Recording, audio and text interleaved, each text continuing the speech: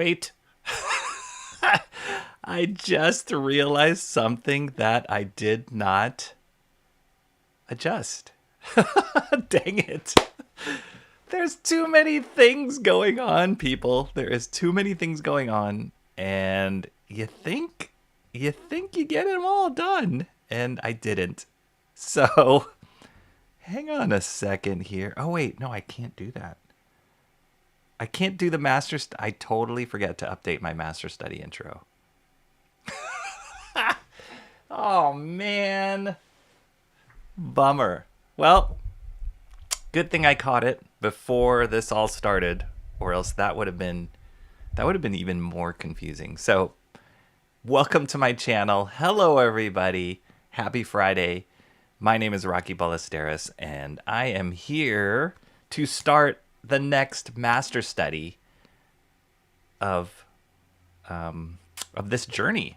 And it's been an awesome journey to get to this point. For those of you who follow this channel, you kind of have been along the ride for us getting here. Special shout out to MMO, who is in the chat right now, but I totally forgot to adjust that intro. The intro would say master study, cool music, blah blah blah, and then the master study we're doing, as you might have seen from the thumbnail and the title of this stream, is Charles VESS. Charles VESS is the incredible artist that we're going to be doing a study on. And specifically this cover, Web of Spider-Man #1, this incredible, beautiful cover that I got sent like in the mail, in the post office, by Mark's Music Obsession, a subscriber here at this channel. So this has been awesome, except for the fact that I screwed up that intro, but that's okay. We'll correct it for next time. But I'm so happy to see you guys all here, and I'm glad that so many of you guys are showing up and ready to get this going. It's going to be, it's going to be a process, because this cover is very different from any of the other images that I've done. And you guys can see some of those back there here. Boop, boop, boop. These beautiful little master studies here. So what I do, my name is Rocky Ballesteros, as I said at the beginning, but what I do is for this stream, for this master study stream, this show, what I'll do is I will reproduce images or pages from different comics that I like.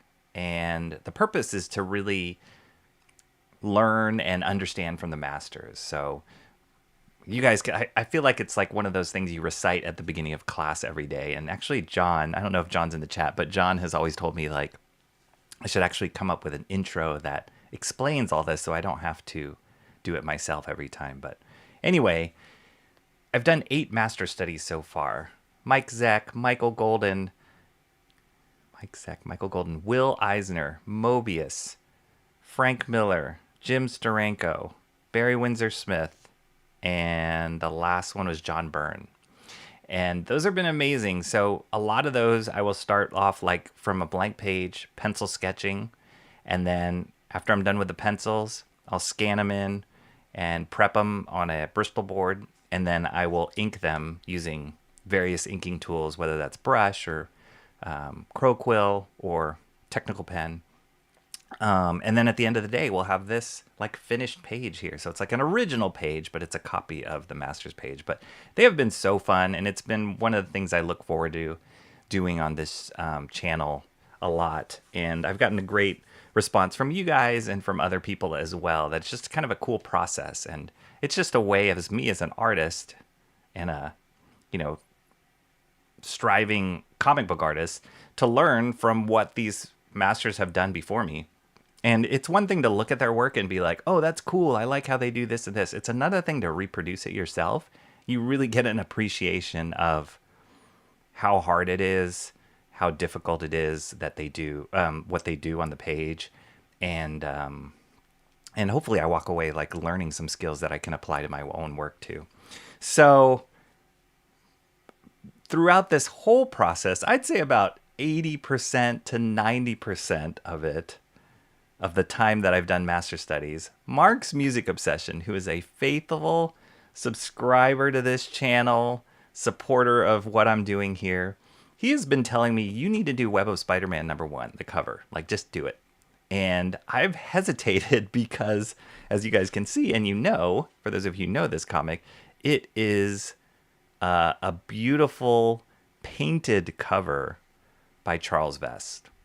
And so I've really been hesitant trying to approach this because I'm like, I don't know if I could like paint. I've never painted comics before. That's more like Shanthan Jetty's, my friend Shanthan Jetty. That's more his realm. So yeah, I've always kind of hesitated to it, and I never like really.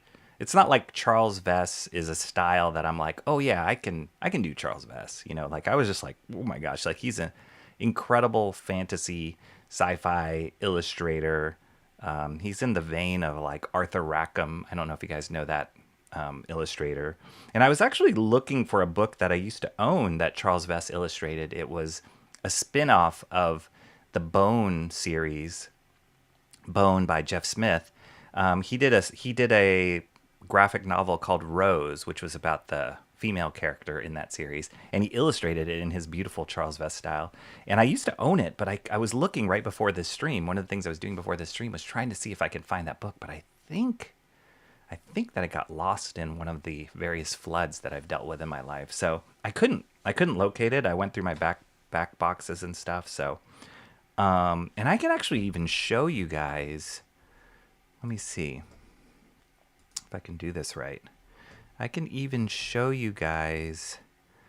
No, don't switch. Yeah. So this is what the cover of Rose looks like. Really cool. And then even more so, I can show you like other Charles VESS stuff here. Whoa, where did it go? Look at this beautiful work. So he's just like illustrator to the core. And just because you're a good illustrator doesn't mean you're a great comic book artist. This is a book that I want to get my hands on. I do not have this book yet, Spirits of the Earth. Arguably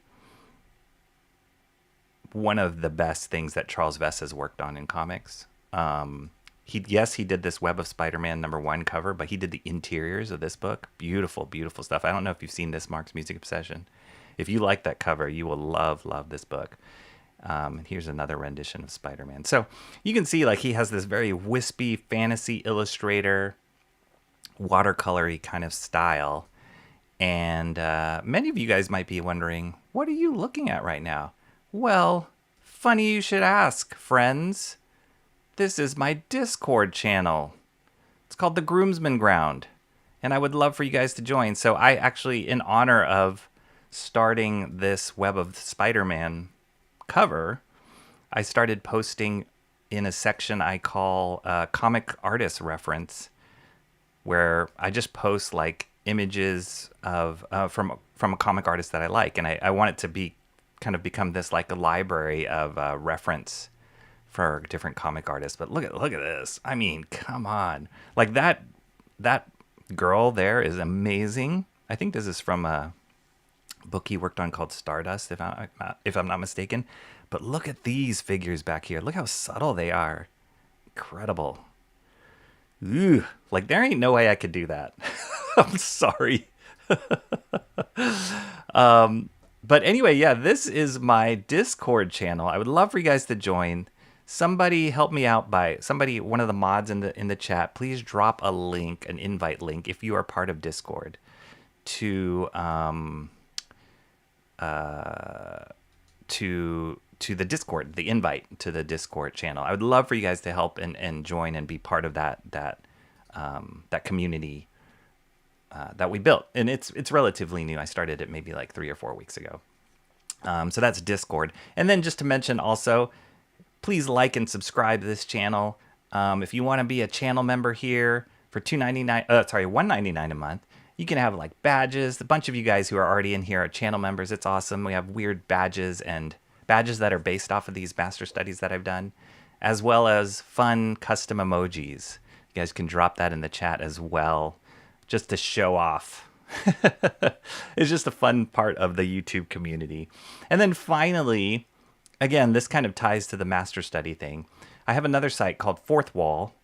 I should have had the link ready, but it's is it in the description of this YouTube channel? It might be in the description.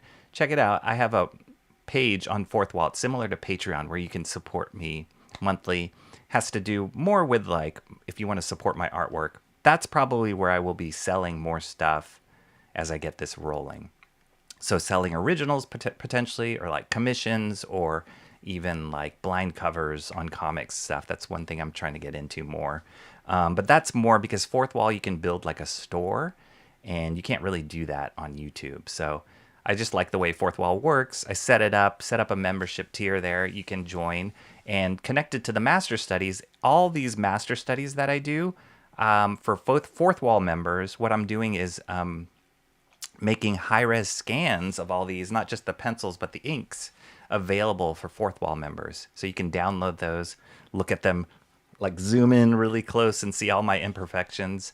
Yeah, so that's kind of a special perk that's available for those members. So, but other than that, if you're just here to join in what I'm doing now, I love that you guys are here. Time to... Oh, dang it. Why did it do that? Why did it do that? Sorry, it's just a technical thing. Anyway, it doesn't matter. Time to shoot the fat. Time to check in with all you guys. I know I'm way behind in the chat, but let's see. Where are we at? Why? Oh, yeah, here we go. Mark's Music Obsession. Ugh. What happened? This is always an issue here. Mark's Music Obsession. What is up? I haven't been on this computer in a while, so maybe that's why things are kind of screwed up. What is up, Mark? Mark is the reason for the season. The reason we are all here is because of that man. I've been posting a couple of like short YouTube clips in YouTube Shorts. I also posted on my Instagram if you guys follow me on Instagram. But it was just kind of giving Mark his props, because this man, not only has he supported me on this channel and has just been an awesome friend and member of what I'm doing here, but he took the time to mail this to me because I couldn't find like a good scan of it. And he's like, I'm going to send you one of my copies. And I'm like, really? He's like, yes. And he did. So it's kind of crazy that it's here right now. And it is going to be right in front of me as I draw this image with you guys. It's going to be right in front of me, inspiring me as we go. So great that you're here. I'm so happy, Mark, you're here for this first show on Charles VESS and reproducing this cover, and first in the chat. So there you go, forever permanently marked in history. Cranberry Landers is here. What's up, Cranberry? This is a cranberry full of power. Cranberry says, wait, are you actually going to do it? I know, right? Oh, Lindsay Rose is in the house. Roses are red, violets are blue. I feel like this font, you know, I always do this. It's always bugging me. I feel like this font is too small. Can we go a little bigger? There we go. Why wouldn't he ink it, Cran? That's a good question. And I saw some, here we go, Cranberry Landers. I thought it might be more difficult for Rocky considering the original's medium was paint, and Rocky's been working in ink more recently. I'll go into it a little bit more as I start. I did find kind of a happy medium. I think it'll be okay. It'll be the essence of what this is. It's not going to be exactly what Charles VESS did, but it's going to be very much in line with what I'm doing here on this channel and what I feel like I'm learning as a comic artist. So stay tuned. I'll explain it more as we get into it. Lindsay Rose says, I see your point. If he goes into with ink and not paint, could be an interesting spin. There you go. I think you're thinking the same thing I am. Mo Biggs is in the house. What's up, Mo? Better known as Mo, Big wasn't always the confident voice we hear today. If Mo Biggs is here, that means it's going to be a super show. That's what it's going to be, right, Mo? Mo, channel member, Cranberry Landers channel member here. Mo Biggs can drop that pig feeder lady if he wants to. That's right up his alley. Let's see. Mark Cranberry saying, hey, hello. Wow, I'm so behind. Good luck on the master study. Are you dipping out, Cranberry Landers? Yeah, it's gonna be. Let me take off my watch.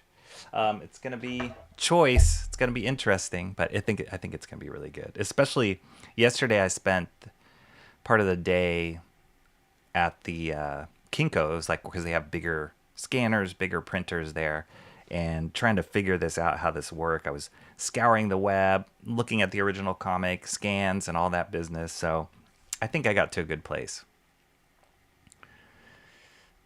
Rocky is going to give Bob Ross a run for his money with the dulcet tones. I cannot. There's no way I can compare to that man. That guy was way ahead of his time, if you think about it. He would be, and I think he still is, even, God rest his soul, not with us anymore. I think Bob Ross, if he was live, I mean, not live, but current, I think he would be killing it on YouTube. And his old videos, I keep getting them as recommendations when I watch YouTube. They're still killing it. So he was just built for, he was doing YouTube drawing live on camera before YouTube was even a twinkle in the eye of its creators, before the creators were even born, probably. So yeah, Bob Ross is the man. Did I miss? Wait, I just saw you guys say hello. Sometimes the transfer over, when you guys are chatting before YouTube before I go live, sometimes I miss part of the chat. But I saw Lindsay Rose say hello to Jason. I can't find his little bubble here to throw it. Oh, here it is. You're always live when I'm at work. Suspicious. Either you work too much, unhinged, or I stream too much, which I don't think that's true. Or we're just on opposite clocks or something. I don't work enough. Maybe that's it. Yeah, what's up with that? Over 2 minutes late. Next he'll be gatekeeping me with gift memberships. You know, one can hope. No, I was eating my lunch before this, scarfing it down, and then also washing my hands carefully because I knew I'd be touching Mark's comic book. Fortunately, I don't have any ink around me to accidentally drip and spill on Mark's comic book. Once I get to the inking phase on this master study, I'm going to like hermeneutically seal Mark's comic book and put it way far away. I want to respect the original source. Rocky will use the ink in a painterly fashion. Spray painterly. Nah, I'm not a big spray paint kind of guy. I don't think I can do it. Mark's Music Session said, this is going to be worth the wait. I hope so. Emo Trash lurking. Alrighty, Emo Trash. Slow Ballesteros. He's fired. You guys are like brutal, man. Brutal. With the being just seconds late to going live. The weird thing is YouTube Studio will already mark like waiting for the creator, like waiting for Rocky Ballesteros. I think it does it like a minute before the stream is supposed to go live, like is scheduled to go live. And so it doesn't even give you the full time that you're supposed to have. That's not fair. So then you guys are always like, oh, he's late, but technically it's not the time. I mean, sometimes it will be.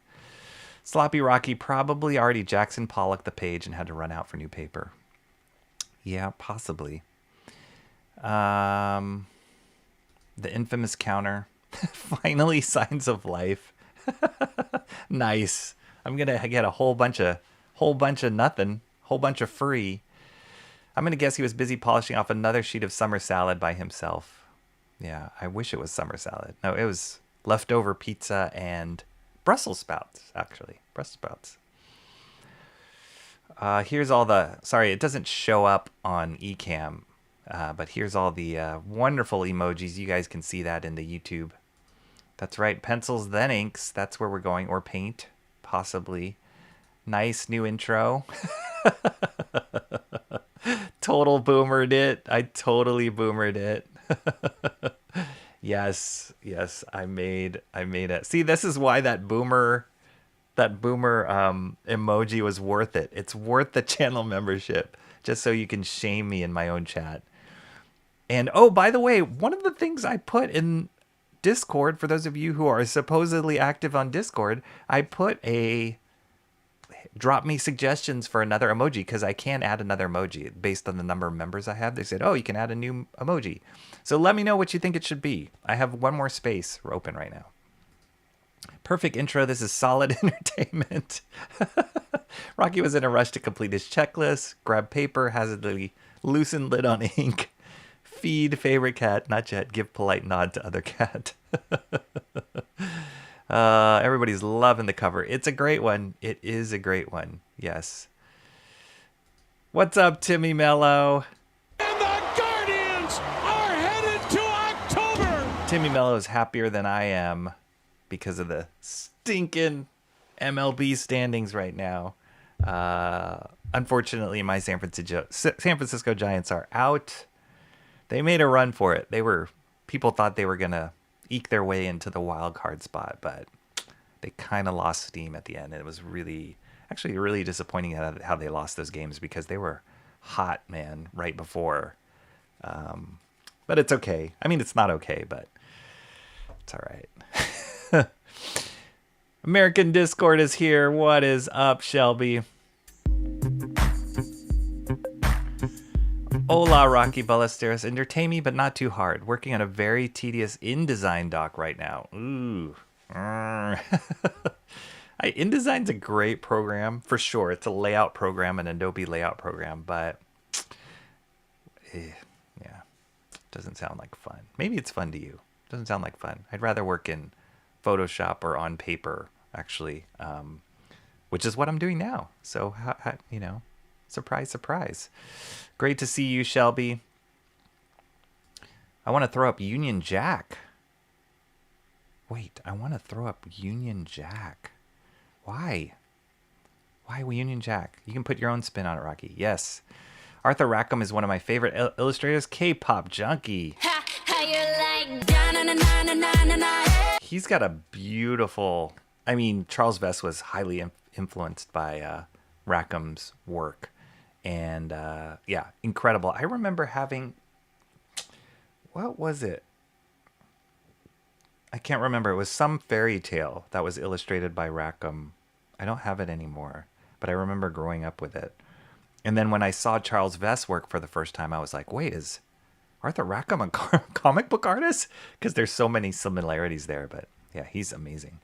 A young Rocky once owed $50 to notorious pool shark Arthur Rackham. Vess was at Heroes Con and had art up for the auction. No kidding. That is amazing. I don't know what he's working on. Yeah, I all... trying to think of the right phrase. Not all honesty. Full disclosure. That's what I'm thinking of. I don't follow Charles Vess all the time. I admire him like nothing else, but he's not like, oh, my pinnacle of comic book artists that I follow. And probably because he's more of an illustrator and less of a sequential artist. And I love pen and ink stuff a lot. But so yeah, I don't follow his career, and I don't know what he's working on currently. Last thing I saw that he was working on was like that Rose thing, which was decades ago, and Stardust. And so yeah, I think he's doing more illustration stuff. When I was just researching artwork of his to put up on Discord, I just saw all these immensely beautiful like paintings that he was doing. So I think I saw Rose, but I prefer to see Rose's interaction with Bone more. Yeah. I mean, it takes back, like, so it kind of goes back into her history. It's more, yeah, it's more focused on her with very, very little. I don't even think any Bone was in that. I read it so long ago. I wish I still had it.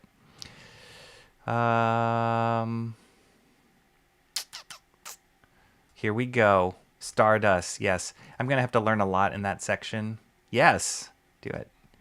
Oh, I will be having Spirits of the Earth. Yes, it's amazing. I love that cover too. Like that one is almost right up there with this cover, the Web of Spider-Man cover. It's a great, great cover on that one.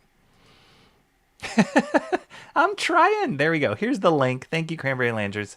Can I? Yeah, I will. Let me see. Sorry, really quick. I just want to pin that to the top. Thank you, Mark's Music Obsession. I see you dropped the link as well. It's not a hard sell. It's just you know, you gotta. It is a sell. You gotta build up the community. I've mentioned this a number of times, but you can't put all your eggs in one basket for whatever community you build. And it's really important to kind of diversify a little bit. I'm not diligent enough to create a Substack to have people follow. So, and then have to like write a newsletter. Not yet anyway. So, okay, wait, here's it. Let me just pin this to the top of the chat. Pin message. Here we go. All right, there we go, guys.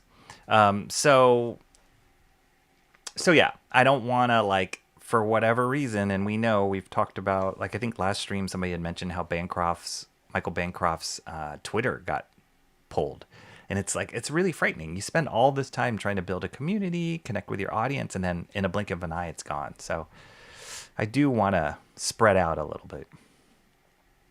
Discord, yuck, Mr. Monkey Boy, 1969. What would happen, How Mr. do you say monkey in French? I mean, I say it as if it's a big deal. Because I'm like, what would happen if all of a sudden my YouTube channel's pulled off? Well, Mr. Monkey Boy, 1969, you'd probably just continue on living life normally. But for me, I would be hurt. I would be hurt that I don't get to hear your uplifting comments whenever I streamed. Stardust, the movie, was it it was based, I believe that movie, was it the, I think Michelle Pfeiffer? I think it was based off of the comic. And I don't think it was a very good movie either. So I didn't read the comic. Fantasy is not. I love fantasy stories, but I'm not seeking them out. If that makes sense. It depends. I am a little bit more. I lean more a little bit more like sci-fi, noir, as opposed to fantasy. So I never read Stardust. Sorry, I just got a haircut this morning, and it's kind of falling weird. I've never read the story Stardust. I believe Neil Gaiman was the writer on that, which could be really cool. But yeah, the artwork was Charles VESS. Yes, it was Lindsay Rose. The art is lovely. Yes, yes, yes.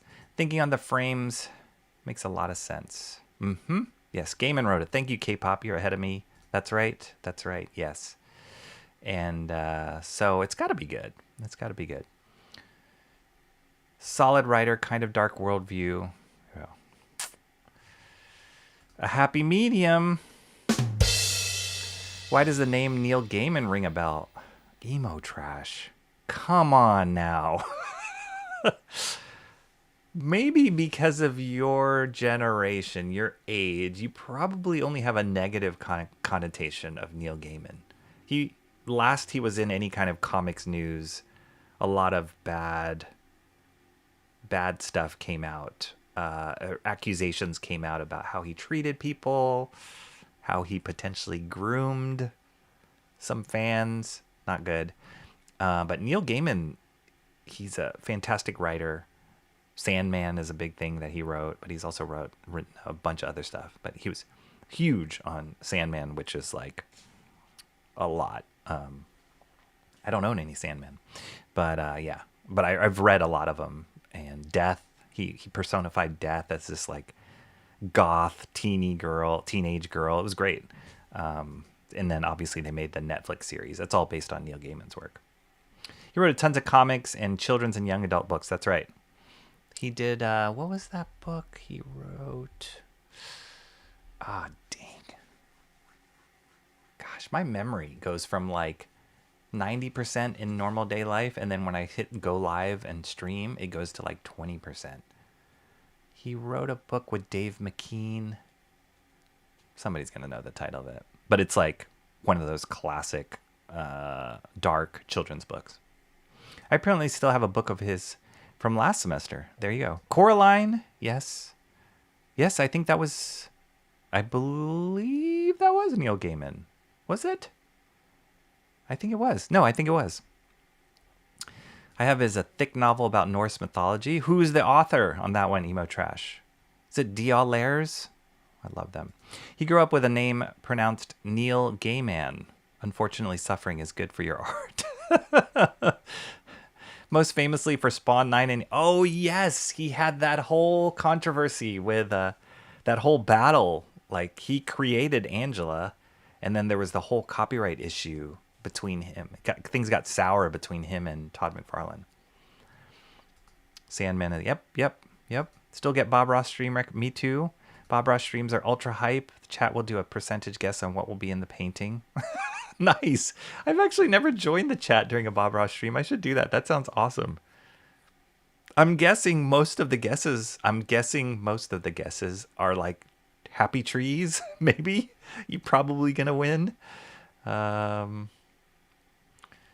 They go hype as hell if there's a cabin. Technically, I'm still working, but not the big baseball one. At least this one I can passively follow on my phone.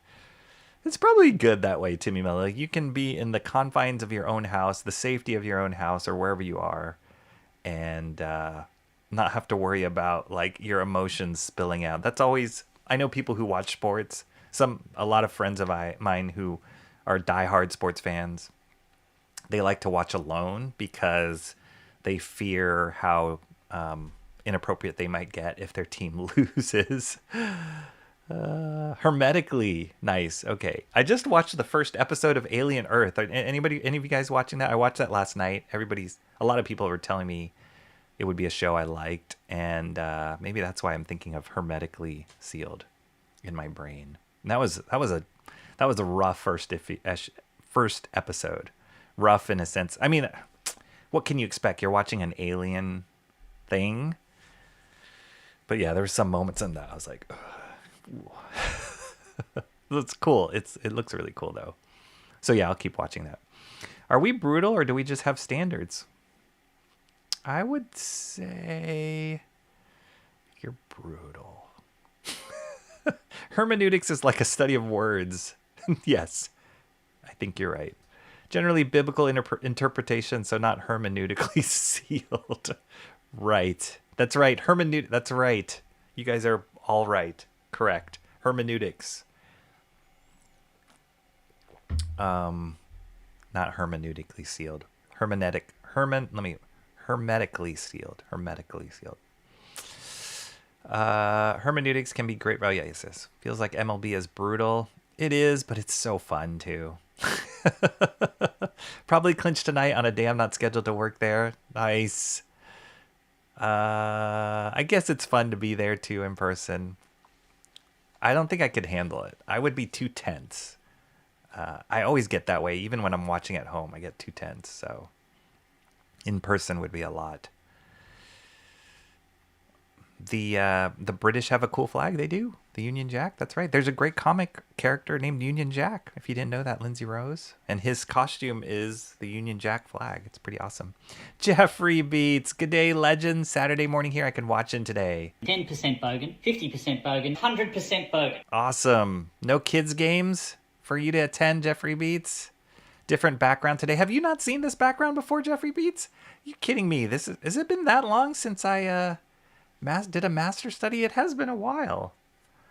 But I have two sections of my office. Maybe one day I should do like an office tour, and it would take about 1 minute. Here, I can show you guys. Can I? No, I can't. But basically, if I turn the camera this way, you could see my other setup. And it's a lot better. It has a nicer camera. This one, I don't like the camera so much, but hopefully one day I'll upgrade. But yes, great having you here, Jeffrey Beats. How's the Mean Gene weather? I don't follow Charles VESS all the time. Too busy following the peak. There we go. That's the truth. Truth hurts. Arthur Rackham fairy book. Maybe that was the one I had. No, there was a fairy book That wasn't Rackham, was it? Oh man, Cranberry. Now you got me on this like goose chase. I got to start this master study, but hold on. The fairy book. I thought it was a different illustrator. I don't think it's Rackham. It's... No, that's not the right search. There was a guy, it was like Smashed Fairies. The Smashed Fairy book, was that right? Lady Cottington's Pressed Fairy book. That was the one that I always looked at. Who was the illustrator on that? Brian Froud. Not to be confused with Brian Froud. He's an amazing illustrator. Do you guys know Brian Froud's work? He was the main designer on Dark Crystal, which is one of my all-time favorite movies. I loved Dark Crystal. And that was Brian Froud. But he is kind of in that... He is in that same realm as Rackham. Maybe Rackham did a fairy book and then he did this Lady Cottington's Pressed Fairy book. Maybe that was it. I don't know. Jeffrey Beats says, I'm going to go look at Discord now. See? Faithful. Come on, Mo. Learn from the best here. Grand final day here, and I have the Brisbane Lions in the finals. Snoop Dogg is singing at halftime. Wow, who are the Brisbane Lions? And what sport is that? And why is Snoop Dogg singing for that? So many questions. Mo Biggs dropping the pig feeder lady emoji right there for everybody. Does anyone know if Bancroft got it back? He did not. The latest I've seen is that Bancroft took over his wife's account. So I remember seeing her account kind of saying some things about his and petitioning YouTube, Twitter or X to unblock it or unsuspend it. And then next thing I know, I saw Bancroft posting stuff, but it was the same handle as his wife. So yes, Bangers got hacked. We need to go and look at Banger Comic Lucent. He didn't get hacked. He got suspended. Yeah, exactly. Yes, there you go. But Mo Biggs knows. Posting too many comic book links or something. It's ridiculous. Yeah. I think it may have been because he was running the Coctagon show, so he's promoting more books than usual. It's weird. It's totally weird. Yes, absolutely. Yeah, it didn't make any sense. And he is like the least controversial with stuff that he posts. Is pretty objective and pretty straightforward what he's posting. It's not so much like inflammatory opinions. So it's kind of crazy that he got banned. He's such a legend. He has a huge light up beer in his room. Yes. Neil Gaiman is a mess, but he has created Sandman. Yes, that's right. That's right.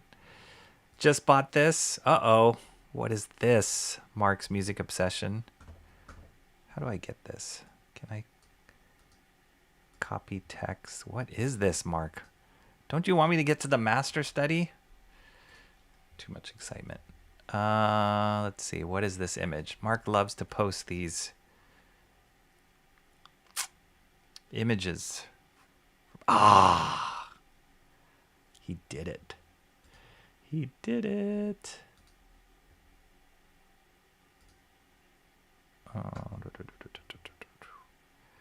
Is it this?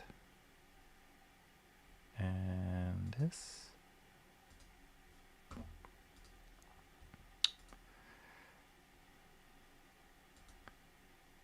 Yep. And this. Nope. This. I mean, I could have just said what it was. Mark said he got this already. Look how cool. That is a cool cover too. Like that's a creepy Spider-Man, like very spidery. Ah, it's awesome. Beautiful, beautiful cover. That's cool. Yeah, I definitely want to get my hands on that.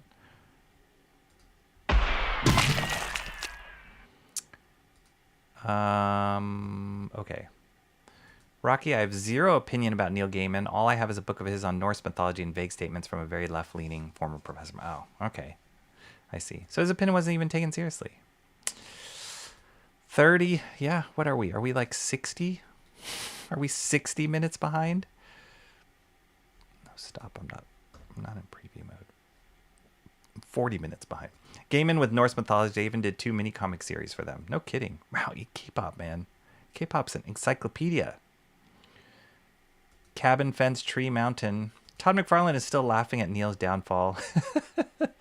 I've been watching a lot of videos on Rob Liefeld and Todd McFarlane and kind of their relationship. It's had its ups and downs and crazy things. So those are some things I'd like to do on Discord when I'm working at night. Is I will do a stream, like in the stream room on my Discord channel, and I'll just watch things that I've got like logged as watch for later on YouTube. And so some of them have been interviews with Todd McFarlane and Rob Liefeld. I mean, they seem like they definitely have like a brother relationship where they were very competitive and then they had a falling out and then they come back together. But later interviews I've seen, they kind of have like made amends, and they look fondly back on the crazy meteoric rise into the comic fandom that they had together. You know, I always said this when I had a studio, an animation studio, there was two other of us partners,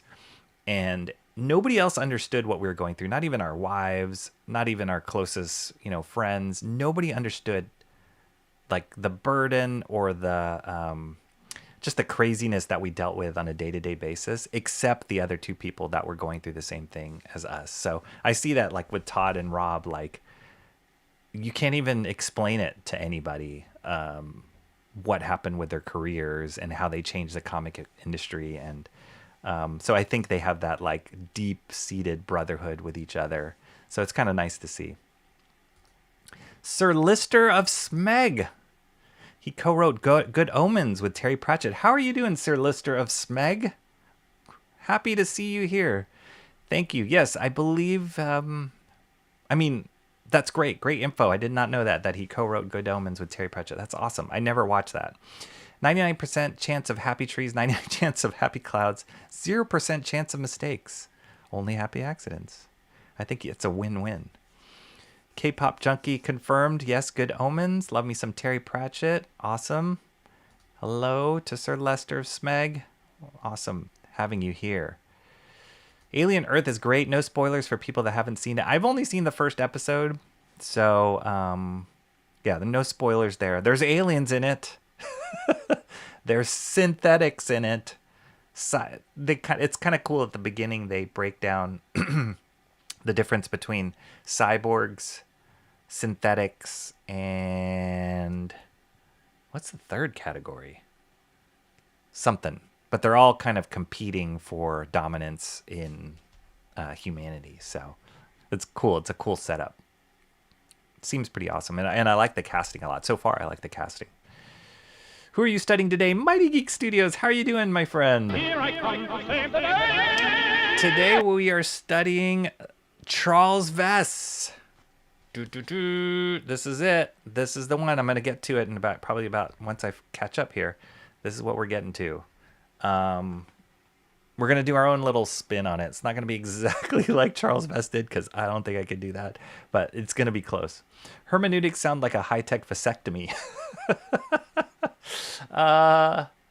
No, not as negative.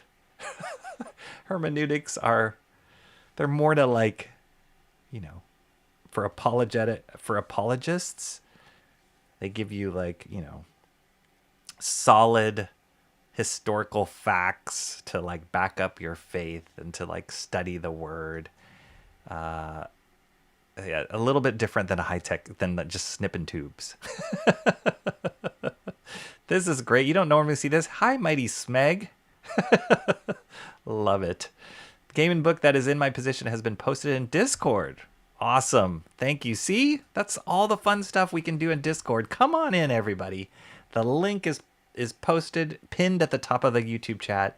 Come on and join our Discord chat. That's kind of what really my hope is for that community, is just sharing more, because there's only so much I can share on YouTube, and I love doing it. I love being passionate about it and sharing things that I'm passionate about with you guys, but I love to hear what other people are being inspired by, specifically with comics, art, but just life in general, but more focused on comics and art. I love what people are being inspired by. So come on in. The water's fine.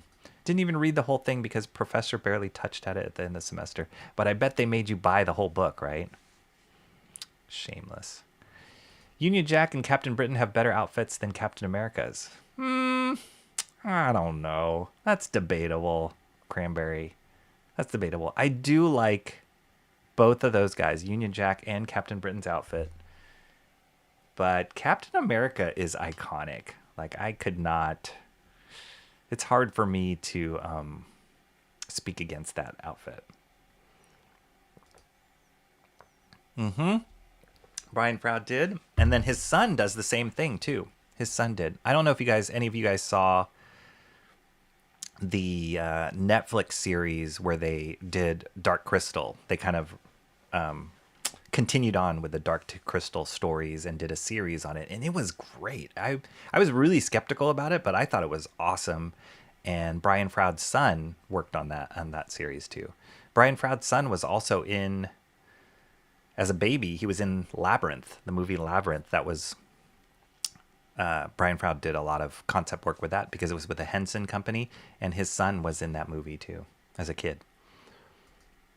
I used to buy tons of Brian Froud books for my ex. I don't know how that's related, that you have an ex and Brian Froud, but that's cool. They just look better. I'm not a fan of the scales and wings, of my personal opinion. Oh, on Captain America. It's iconic. His son was Toby. There we go. Mo Biggs knows. Brian's wife Wendy does puppetry and worked on Yoda. That's right. Their son Toby. There you go. It's Toby. Look at you guys. You guys are awesome. You're awesome. I don't even need to be here. Poor Mel. Justice for Mel. Bancroft just went boop. I'll take that. She got her own account again. Okay. That's right. Mel B is a good one, Timmy Mello says. Yeah, she supports Bancroft and all that he does. It's handy that both have MB as their initials. As does Mo Biggs. That's right. Meanjin weather is sweet at the moment. Sunny for the next week. 55 degrees Fahrenheit to 86. Sounds perfect. Sounds a lot like here, San Francisco, except we don't even go as high as 86. We did on Monday, and that was too hot. But like we stay in the like 65, 70 range and then go down to like the 50s. So sounds like it. Jack Kirby's illegitimate sons. Brisbane Lions are playing the Australian rules football final today. We just crushed the team last week. That was the favorite to win, so we are all well posed. Awesome. So that's football. Australian rules football. Is that like with a pigskin, like American football, or football like soccer football? So confusing. I haven't been to comic shop in 2 weeks. I'm going to be chucked out of this chat. I have 10 titles wait for me behind the desk. That's okay. That's okay. It's one thing to miss going to the store, but it's another thing to like go and like have a backlog of stuff that's really fun too. Evan's definitely going to be raving about the latest Peacemaker episode.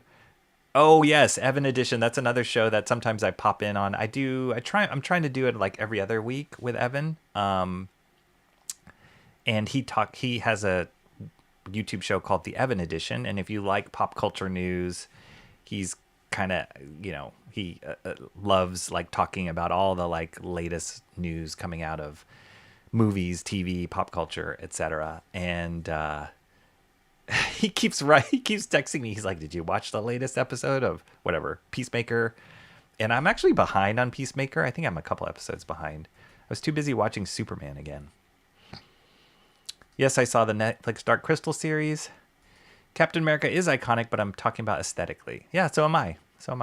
There was 1 week episode, but the rest were good. I was disappointed that me too. I really felt like it had legs to keep going. And it was probably more expensive than they were willing to spend. But I love that first movie so much that my standards were really high, and I thought they did a fantastic job on that. It's really fun. All of Mean Gene will be watching from 2:30 p.m. today. Snoop kicked a goal the other day at a press junket. That guy's awesome. He did. He hosted the Olympics he was like a TV host for the Olympics here in America this last Olympics. I think it was the Winter Olympics, and he was hilarious on that. So I bought them, but don't own any. That sounds impressive about Snoop. 86 degrees, adorable, rugby adjacent. Okay, gotcha. Better than soccer. Okay, I didn't get that. You were saying you had the same initials. Oh, okay. Yep. No biggie. Not no biggie. Mo biggie. I'm gonna give me one of those. It's okay. We know Cranberry.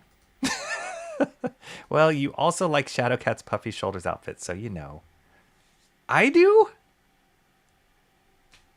No. My favorite costume is the one that I drew in the John Byrne Master Study. This one with the black mask. That's my favorite.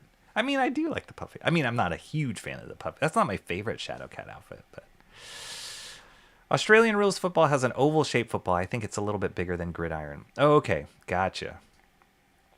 All right, I think I caught up. Wow, that was longer than 30 minutes. Maybe that should be my next emoji, is a 60-minute turtle. Okay, here we go. We're moving on now, everybody. You guys ready? You ready for this? Look at this. Okay, here's the compromise I found. I'm not gonna even say I compromised.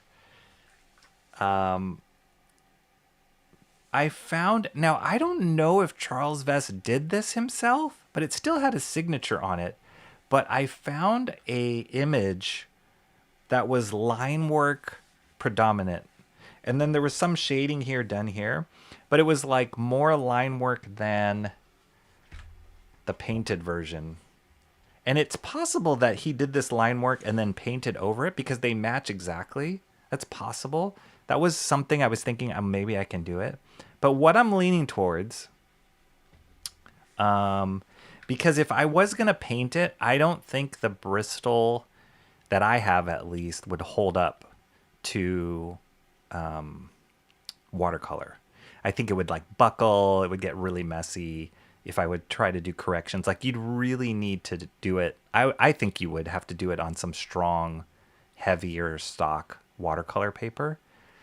And to do that would be a whole different kind of process that I would have to make up, and just seemed like a lot more hassle than possible. So what I think I'm going to do is kind of follow this black and white pen version that, again, maybe Charles VESS did this before he started painting. I don't know, but I found this image online and I was like, oh, wow, that's kind of what I want to do.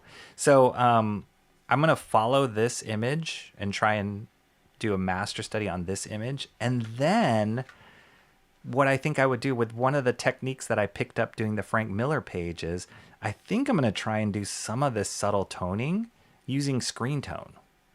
So that could take on a totally different feel than this original cover, but I think it could be really cool and give us a nice black and white grayscale kind of version of it, because those screen tones will let us do some softer edges here.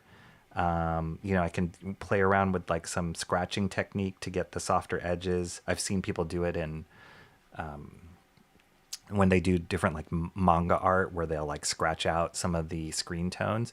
So I felt like it could build upon one of the skills that I practiced on that Frank Miller page, and I really enjoyed doing screen tones. And I think some of this background stuff can give us a lot to play around with. But then I'll still, ink this and the main guts of what this page is. And then even this stuff, like, I know it's painted here, but I love how this looks like brush, if I were to do this with like an ink brush, So it kind of has a neat effect. I think it works. I think it would pair really well too with this black and white costume. So that's my plan. Who knows? It might change mid master study. Who knows as I get into it? But that's kind of the plan, and I'm sticking to it. So what I did was I took that image, I took these scans, and I tried to create a version like I do on my other master studies, create a version that will fit on kind of a standard comic book art board, which is 11 by 17. And then this one that I have here, they already have the like trim lines, the live art areas, like printed in non-photo blue. So I just try and size it up so that it's close to what the framing would be that the original artist was working at. So that's what I did yesterday, and I got it to kind of a nice place. And so today what I'll be doing is trying to get this image penciled on here. I mean, I'll start it. I don't know how far I'll get. Penciled on here, which reminds me I need to grab my ruler. Is this ruler long enough? Oh yeah, this is good. Yeah. Because I have this buildings and stuff to draw. But predominantly this composition, I mean, if we were to look here, this composition is all about Spider-Man just like perched on that corner. Amazing. So frightening and insanely cool. I loved just the graphic nature of that spider on his chest and his eyes like popping out. It's awesome. And then I love how some of the background detailing in this still like fades out a little bit according to where the smoke is. I mean, if you just saw this image just as a black and white image, you'd be like, holy cow, that's powerful. So it's cool. It's not going to be as perfect and amazing as Charles VESS one, but I think we'll get it to a cool place. And I think adding the screen tones is going to give it a whole different feeling, which I'm kind of excited to see what might happen. Does that sound cool to everybody? Hopefully it sounds cool to everybody. You just do 2 to name 60. Yeah, you could. You could just do 2 of them, just like you did. Aussie Rules Footy was the only Australia exclusive NES game.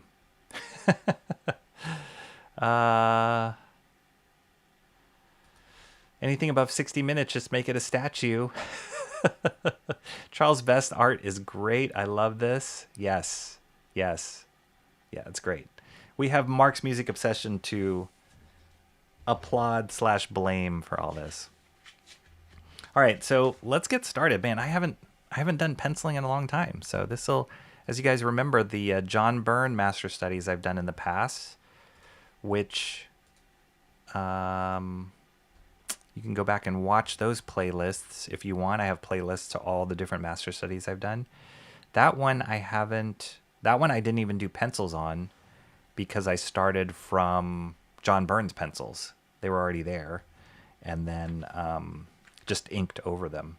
So usually what I'll do is I have like a finished inked image as the end goal, and I'll try and do the pencils first on it. So that's what I'm doing here for this Charles VESS image. All right, let's get going. I mean, 1 hour in and I haven't even put pencil to paper. So just for my tools, I always like to go over a little bit of my tools here. It's not rocket science, but the Staedtler Mars pencil. I love this because you can sharpen your own point here as opposed to using a regular pencil, which, your pencil never shrinks. It's just the lead here. And I'm using a blue color lead here. I also have some red lead depending on how I feel. It might switch up to that. Give it a nice red-blue combo in honor of Spider-Man. And then this little sharpener, you just put the pencil in and then spin it around and can sharpen it to a very nice point here. So this has been nice tool to use for penciling. Then got a get a kneaded eraser if needed. Wow, I'm on a roll. And then sometimes I also like one of these erasers.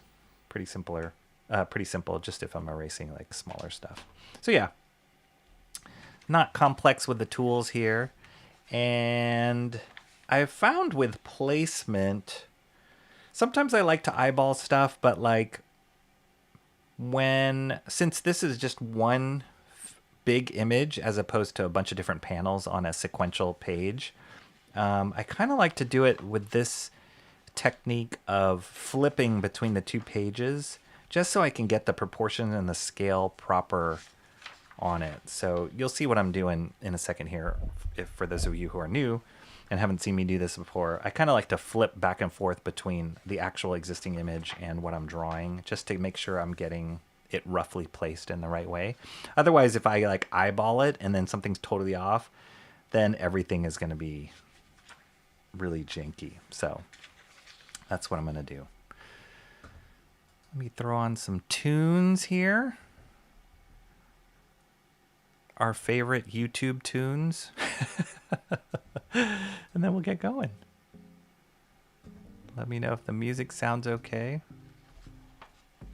Oh, why did I switch to this? Switch back to this. There we go. Embiggened.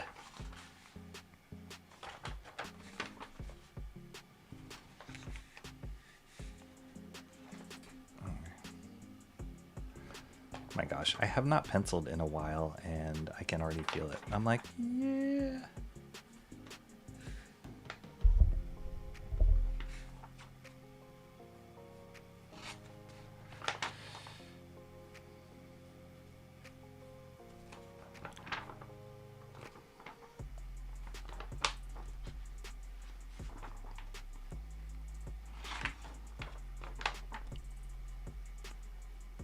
And then for those of you guys who are familiar with my process, once I'm done with these pencils and get them tightened up to where I want, then what I'll do is I'll scan them in and then level them out in Photoshop into this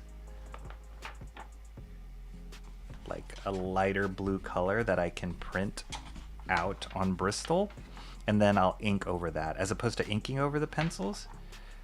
I still can't get myself to do that, and I've watched so many videos of different artists that do it. They just ink straight over the pencils, and I get it, but it always makes me nervous too.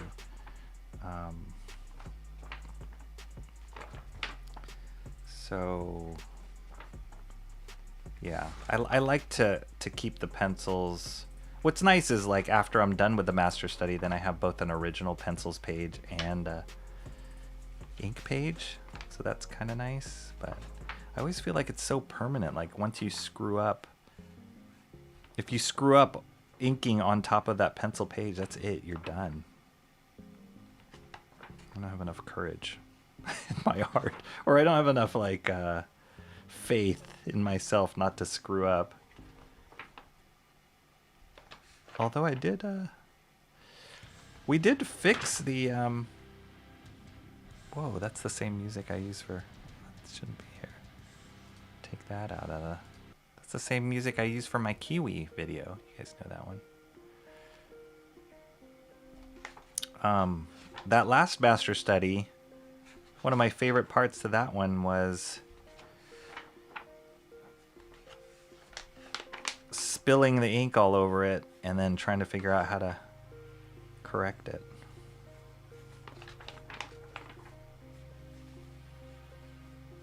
And that one turned out okay. So I guess it's possible. But I think I just like having, I like having a penciled, like it was so fun scanning in the other previous master studies and just looking at them next to each other, the penciled and ink pages. It was so nice to see them. I could see like what I adjusted as I was inking it, because things change, right, between your pencils and your inks. Everything, it never just stays the same.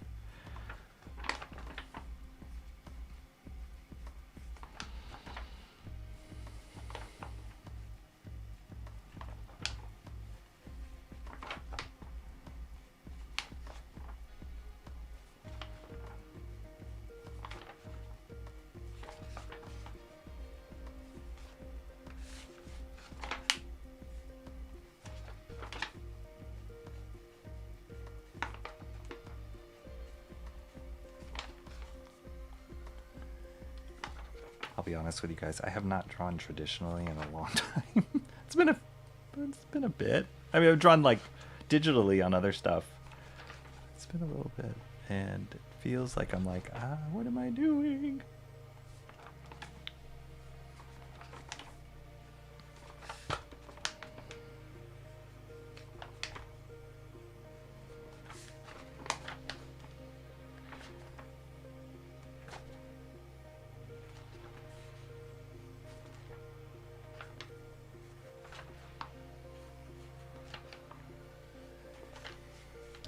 probably harder than drawing Spider-Man on this page is drawing these gargoyles. These are some gnarly gargoyles right here.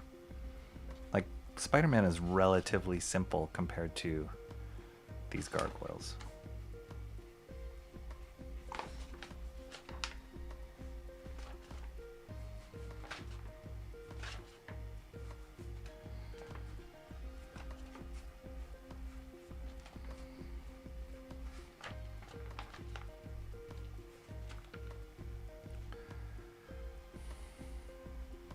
Sounds good. I have the same pencil, but I'm not crazy about the feel of the lead. Have you tried different leads, Timmy Mello? I mean, there's all sorts that you can get, like different colors. You would think that, not just with this pencil, but other colored pencils that I've used, like the Color Race pencils that I've used before, you would think that all lead is equal, no matter what color it is, like as far as the feel and softness of it. But you'd be surprised at how different they are. I don't know if that's just the makeup of what the color dye adds to the lead on a pencil. I have no idea why that is, but sometimes when I don't like the way a certain color feels for whatever reason, I'll switch colors. And I know, like, at least with this, with this pencil, you can buy, there's at least like 6 or 7 different colors you can get, color lead that you can buy and try out. So yeah, try that. My favorites are red and blue, but I know there's green, there's, I think, orange, different kinds of blue. I think there's a purple too.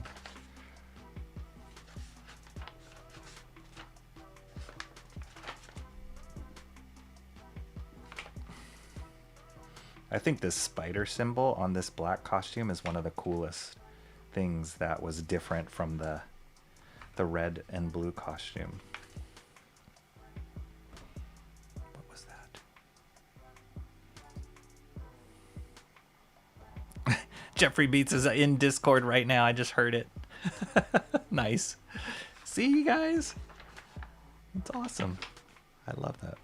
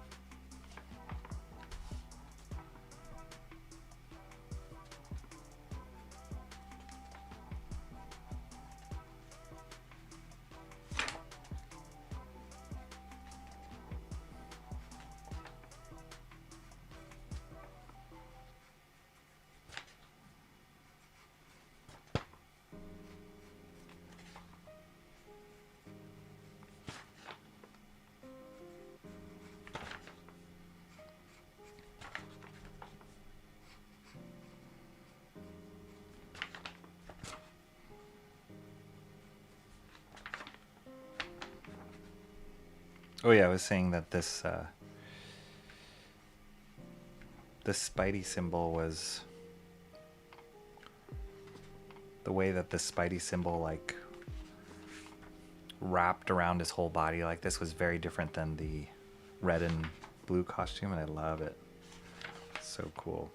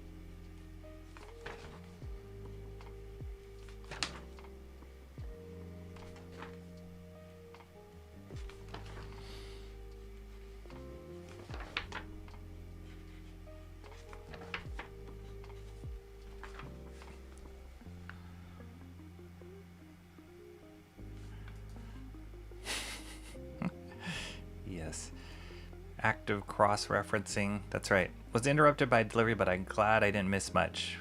Yeah. It's okay, Mark. You know me. The yapping always buys you time. I missed the technique discussion. Will it be colored in the end? Any version is awesome, by the way. So what I'm going to do, Mark, is do kind of close to this version that's here, this black and white version, which I found online kind of last minute. And I was like, oh, wow. And I'm not sure if VESS did this line work first and then did the painting over it. I'm not 100% sure where this came from because it was still signed by him. And it wasn't like, oh, after Charles VESS, like somebody just tracing it and making it a black and white version. So I think that he did this version himself. But what I'm going to do instead of actually painting these subtle things, because that would require me to do this drawing on like watercolor paper to do it right. If I tried to paint or do any kind of water wash on this Bristol board, it would totally buckle and it would look horrible, I think. What I'm going to do for these subtle things is do screen tones, just like the screen tones that I did in the Frank Miller page. And I think that could give it a whole different look, like one that I haven't seen before. So yeah, I'm pretty excited of like exploring that. And if I can do it right, I might even try and find different patterns for the screen tones.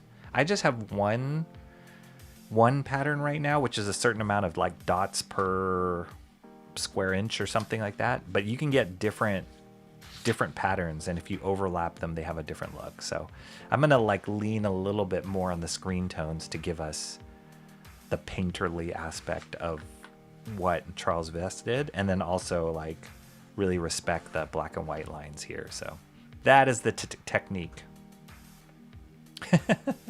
You're now my post-workout entertainment. What's up, Comrade Sammy? Post-workout entertainment. Okay, nice. Glad you got that workout in. It's very annoying trying to work out today as I have the sniffles and they won't go away. Ugh. That is, you're not the first person that I've heard that sickness is going around. Which blows my mind because I don't even feel like we're in like sick weather yet, but maybe we are.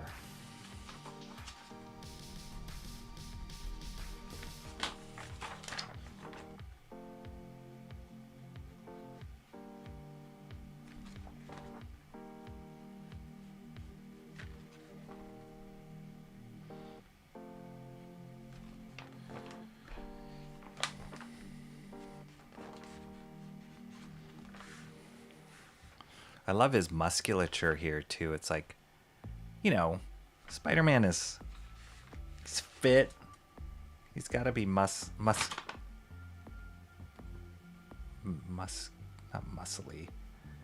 He's got to be toned, but you don't want it to be overly super heroic. It feels just right the way that Charles VESS did here.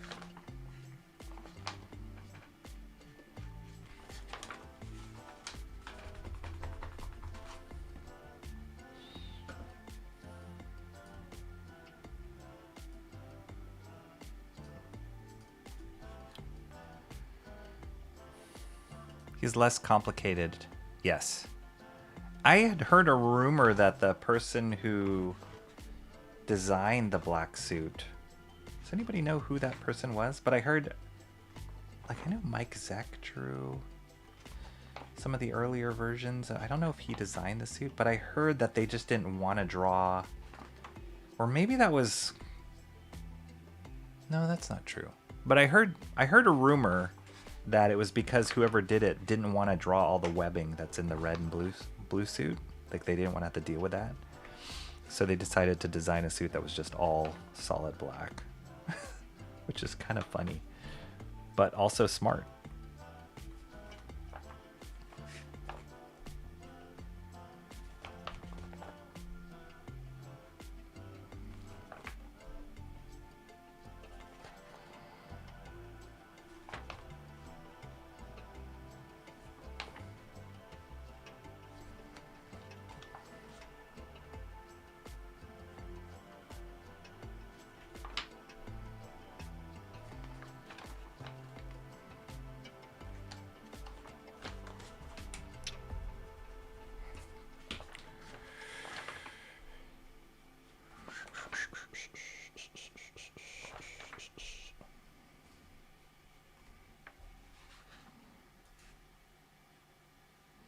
A reader submitted a design for the black suit Spider-Man, but his design originally had red where the white was.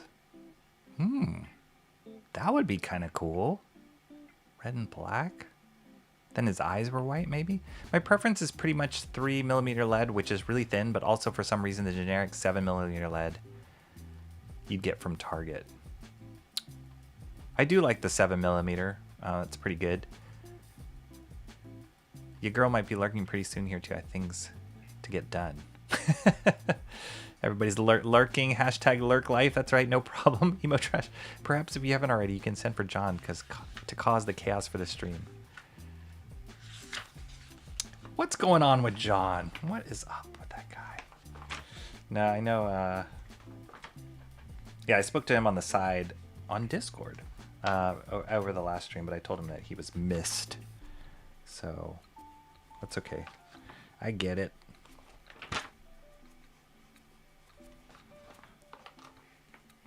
I don't know how many streams John is a part of, but I'm assuming it's more than this one.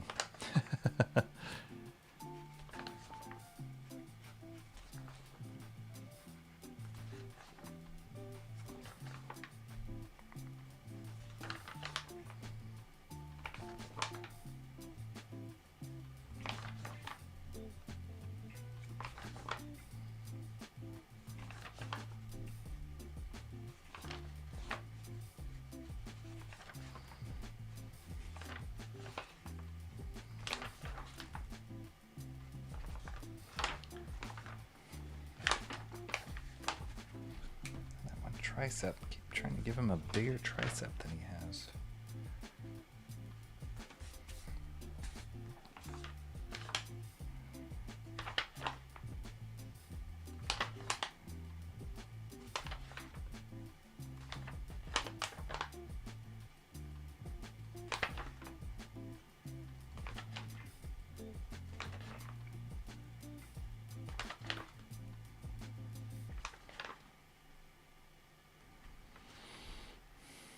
Costume design was part of like a new suit design contest. Really?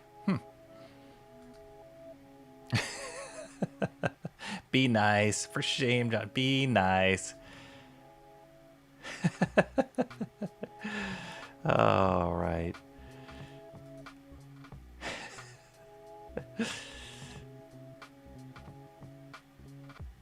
I checked Cecil's chat. John is not there. Why have you forsaken us, John?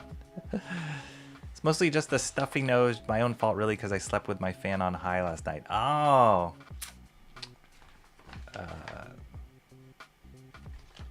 My wife likes things cooler than I do, so sometimes she'll sleep with the window open, and it's really cold. For me, it's really cold at night. So I'll just, like, bundle up.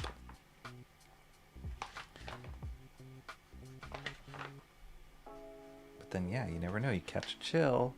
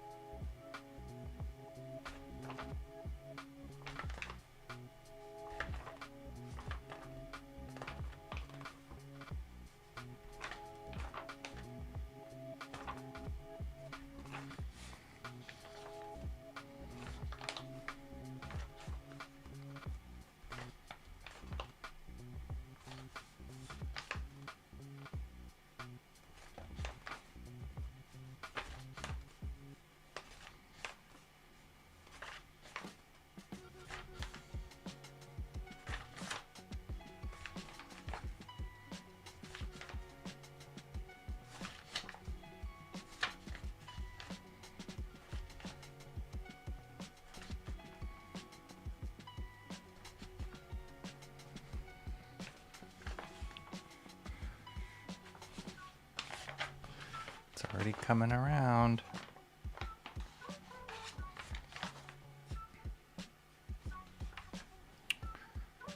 Well muscled. Yeah. Randy Schuler created the original black suit. No kidding. If the suit was good enough for Kraven's Last Hunt, it's good enough for me, which is an incredible story. Mike Zeck and Rick Leonardi were the ones who went with the black and white version. Oh, okay, got you. Thank you, Cranberry Langers.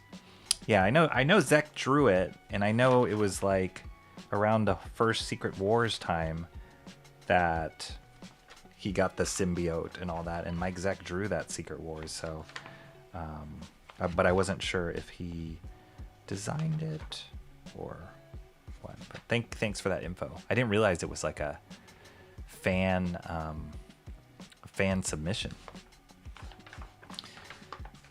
Can you imagine if you were the fan that turned that in? My gosh. I remember they had a fan contest for what was it? He-Man, like create your own He-Man character, and I was a big fan of He-Man and the Masters of the Universe when I was growing up. And the winner was somebody who created a character based, pretty much his idea was like to have a working camera as an action figure, and I think he called him Photog. And then they said they were going to produce that character. Whoever won the challenge, they were going to produce it as an actual figure. So I was so excited that this person won, but then they didn't ever do it. It's like this huge controversy that they never followed through. But I think they might have like recently produced not a working camera, but like an actual figure based on that fan's designs, which was still pretty cool. 1, 2, 3. Oh, there's this. I missed his pinky. Pinky's out.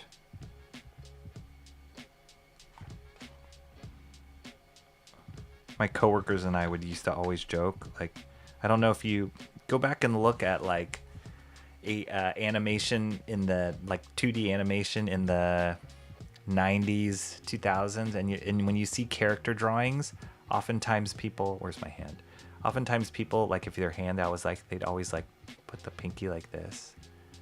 And me and my friends would joke, we would say it's pinky's out. They just did it just to break up the shape. But you would just find it everywhere. So it's like pinky's out right there. Be nice. Who does he think we are? You guys, dang. Just wait till he pulls out the My Discord and My Rules. John is always in the Crack Pack Discord. Mo Biggs. Hard Times and Jay Ryan letting us know. It's actually a really good sculpt. How are you doing, Jay? Jay was working on an awesome... Was it a commission, Jay, or just a fan art of Something Is Always Killing the Children? It's looking great. He was doing an ink wash. Maybe he should do this reproduction of the Web of Spider-Man cover. Do this like ink wash technique on it. It had a moon in the background too, right, Jay? He's working 2 steps ahead of me.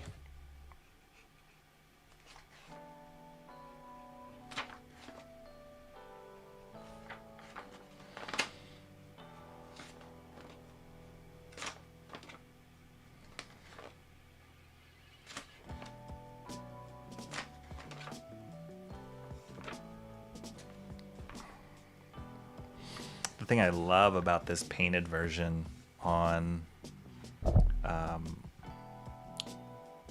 these muscles is how he defined them using the washes. It's really cool. Like these sinews, I don't even know what you call them, these like chunks out of the... Is it the deltoid? What's a shoulder muscle called? I'm really bad with anatomy. But I love how he just kind of defined it. You can feel it like wrapping around the body. It's great.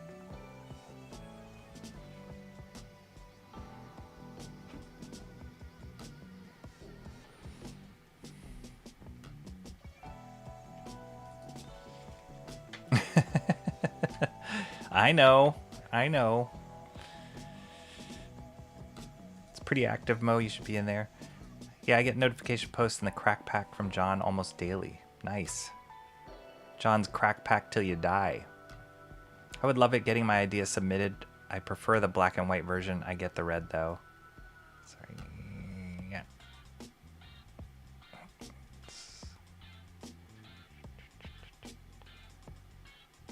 Ugh. I don't like the way that's looking. Yeah, I just left it. Should have left it the way it was.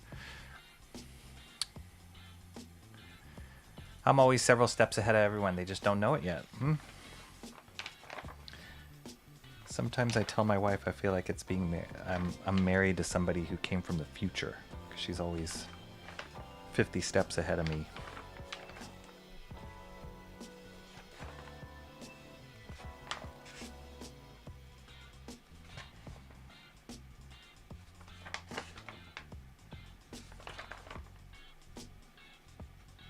Did you finish that image though, Jay? Or are you still working on it?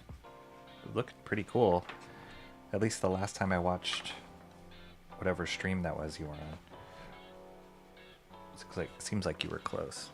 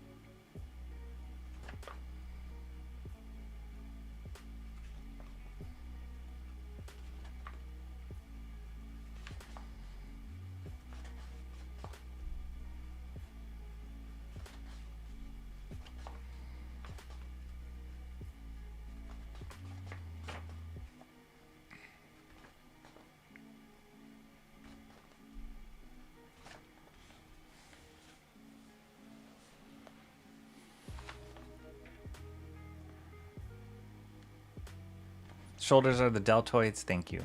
I will always stand on my opinion of this cover being iconic. It is. My goodness. The Uppus Armus Majoris. Yes. The Shoulderus Leftus.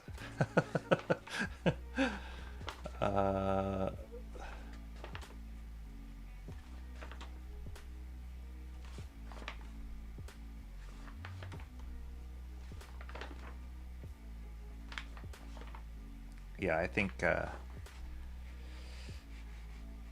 when you're tasked with drawing the cover of a new series, and specifically the moment in time was like, okay, Spider-Man's dealing with having a new costume, which is so different from his original costume. So when you're given that task, like, you really have to bring your A game for issue 1. And I believe Charles VESS did that. I am disappointed he didn't draw the whole book. But still, the comic's still fun with the artist that's on it. But can you imagine if it was like Charles VESS doing his Spirits of Vengeance style for the first issue of this? That would be crazy.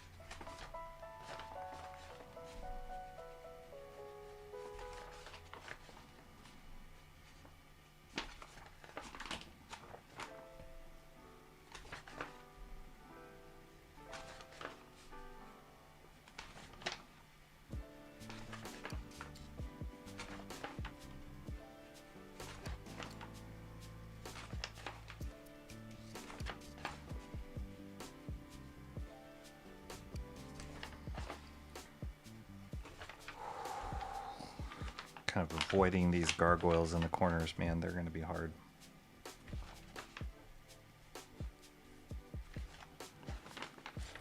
Let's get some. Let's see. Get some buildings in here.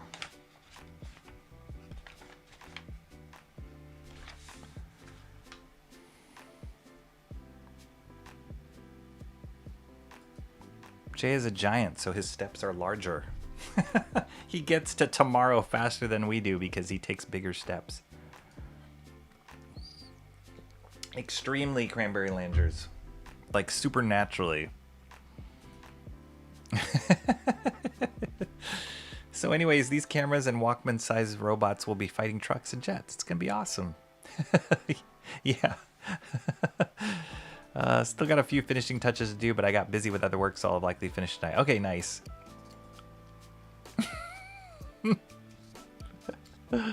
You guys. Is Jay a larger giant than the MMO Bigfoot? Hope not for his sake. Dang. 6'6", Jay Ryan. Holy moly. Did you play basketball in high school? Like, what are you doing with all that height? It's crazy. How tall are you, MMO?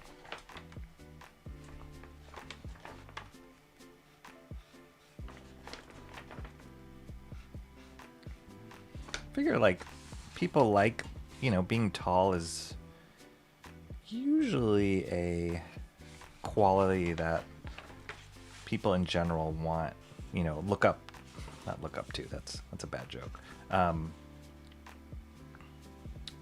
Look at as like a good quality, like, oh yeah, he's tall, wow, he's really tall. But then I figure as you get older, you have more physical issues with the height and like your body under more weight when you're taller, your spine, all that kind of stuff. Or just the issues like that professional athletes that are super tall that deal with.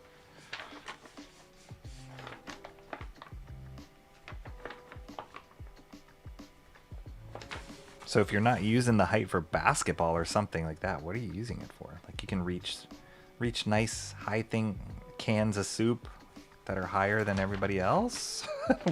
Like what benefit?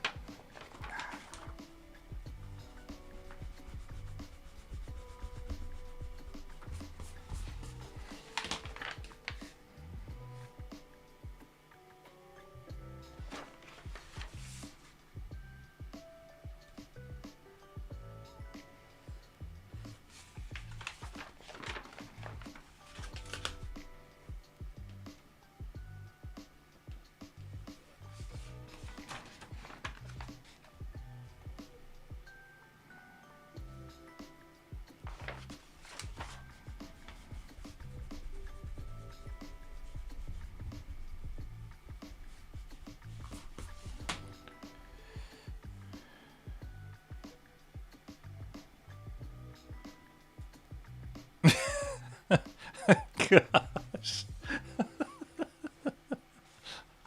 How do you really feel about it?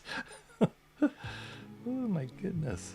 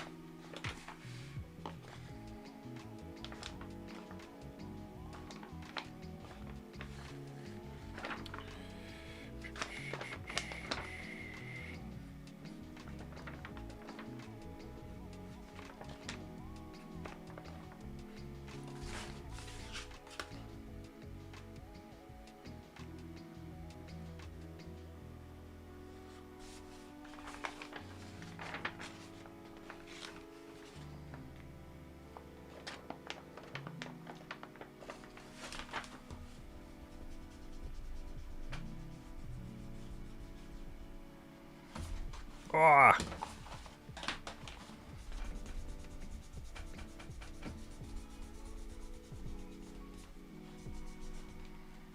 That was the first time I did something like that.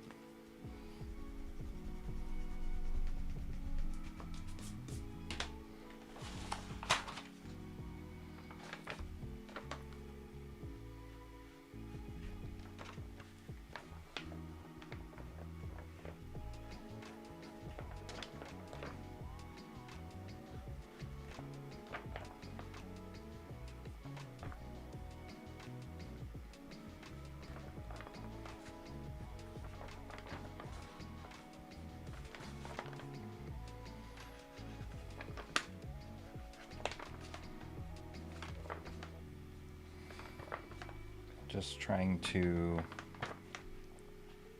lock down the rough positioning of some of these edges on the windows, and then I'll use a ruler to get the right perspective.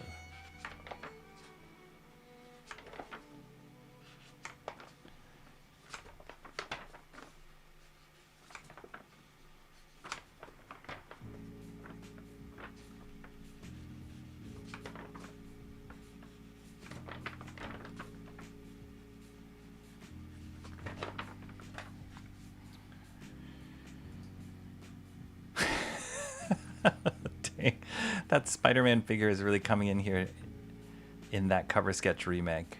Nice. Thanks, yeah. He's probably the simplest part of this drawing. 6'3" with a size 15 Bigfoot, not trying not to scare children. 6'3" is very tall too.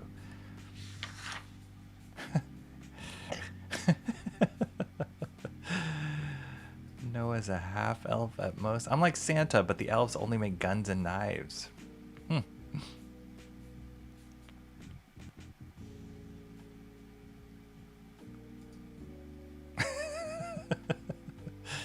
You're scared of the gargoyles, so they're doing their job? Yes, actually. Your technique really is smooth. Oh, thanks, Lindsay Rose. I'm looking down on all the little people is what I'm doing with that height. Fair enough. Fair enough.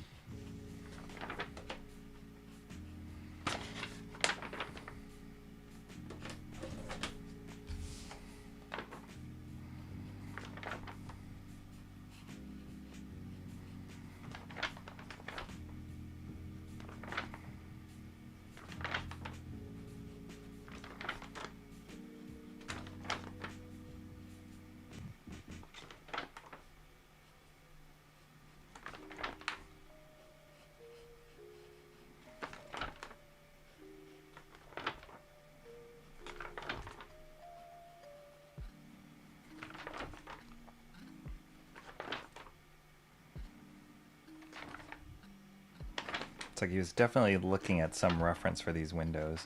I read an interview by this current artist, up-and-coming artist by the name of Danny Earls. I think he's Irish. But he's done a lot of covers, done some sequential work, but he's just on the up and up, like doing really well, just works really hard. He used to be a professional footballer, just like the epitome of hardworking.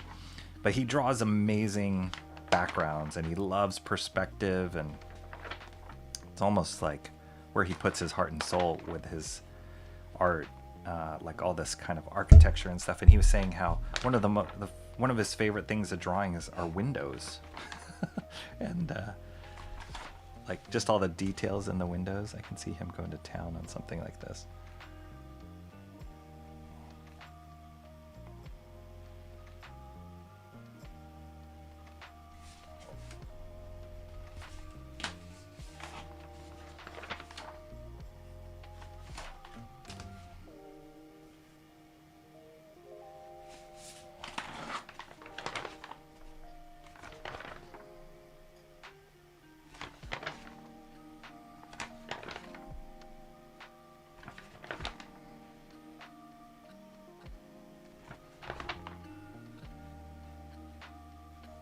Speaking of, I just thought of this when Jay Ryan was saying about people making guns and knives.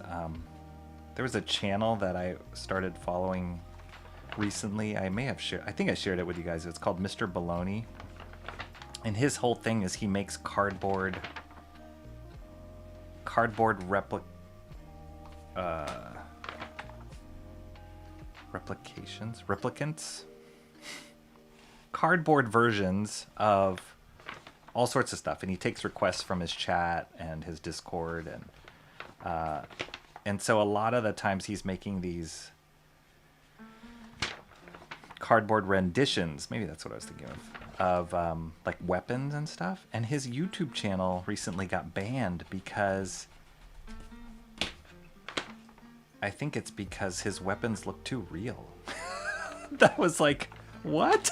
That doesn't make any sense. Because they have like chambers in them and they have bullets. He makes wooden, like cardboard bullets. And he does it all without a plan, just does it on the fly. That's what he streams live, himself making these things. It's pretty awesome. But the fact that he got banned of that was like, what?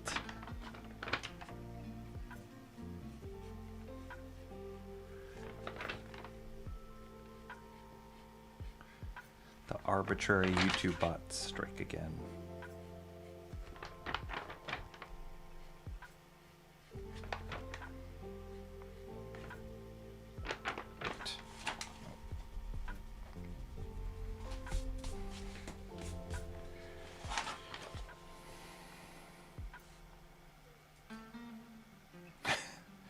Rarely registers with me that 6'6" is tall because I see my dad all the time. It's harder to reach the top shelves, though. Being big and tall isn't great. It's always reach the high thing and pick up the heavy thing. My knees are super good. Okay. I skated and snowboarded. If you take care of yourself, it's less of an issue. All right. We'll check in with you in 5 years and see if you say the same thing. Mark's Music Obsession says, I'm in great shape for my age. Awesome. Average pitcher these days is around... It's kind of crazy, like... And I think it's funny because that has become more the norm. Because when you see, like, a player that's not that height, like, step into the batter's box or on the mound, and you're like, wow, that guy looks really short, and you find out he's actually as tall as, like, me. I'm 5'8". So it's like, oh, he's 5'8" or whatever. But he looks small compared to everybody else. Then you realize, wow, everybody must be huge. Yeah, there's a lot of tall pitchers these days.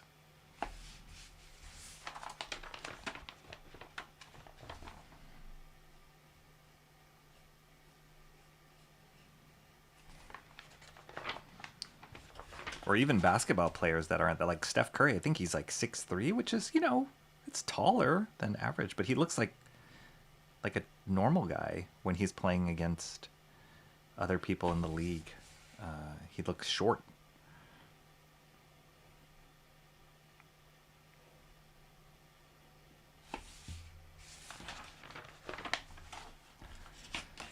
People just getting taller and taller and taller.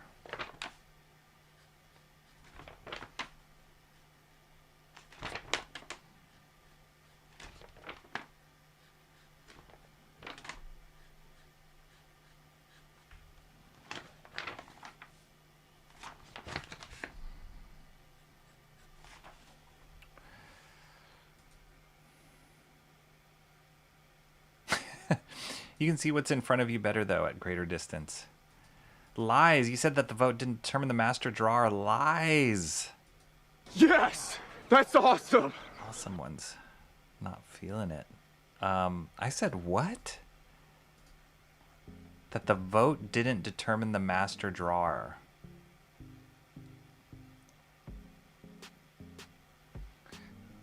Yeah, this one was different. Normally I had you guys vote. The normal thing I would do on this channel is have people vote what page I would do. But this was a special occasion. Thanks to Mark's Music Obsession. I mean, everybody that I told, I was like, and then he mailed me the comic. They're like, okay, you gotta do this. Like, there's no, if you take the time, I'll say this to anybody, if you take the time to mail me a comic. And it's not just that, like he's been waving this flag for a while. And it doesn't hurt that it's like an awesome cover. So it wasn't really twisting my arm to decide to do this. But yes, it did take the voting power away from some of you guys for this one.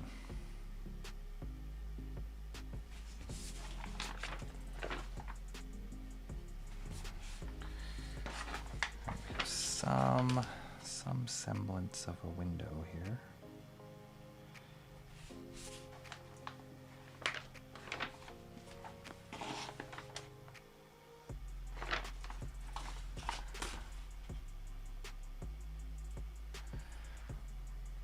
Nice thing is that the perspective at least isn't that complicated on this image.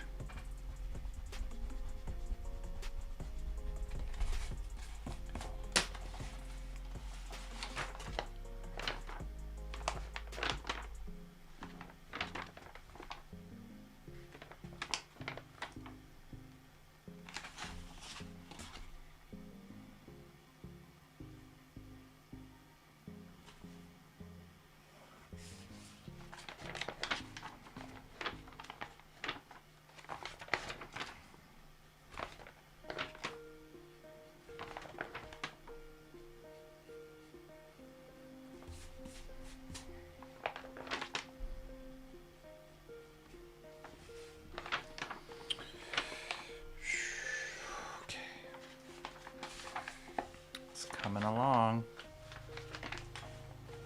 It's gonna be so cool to get the like blacks painted in there or inked in there. Man, that's gonna look good.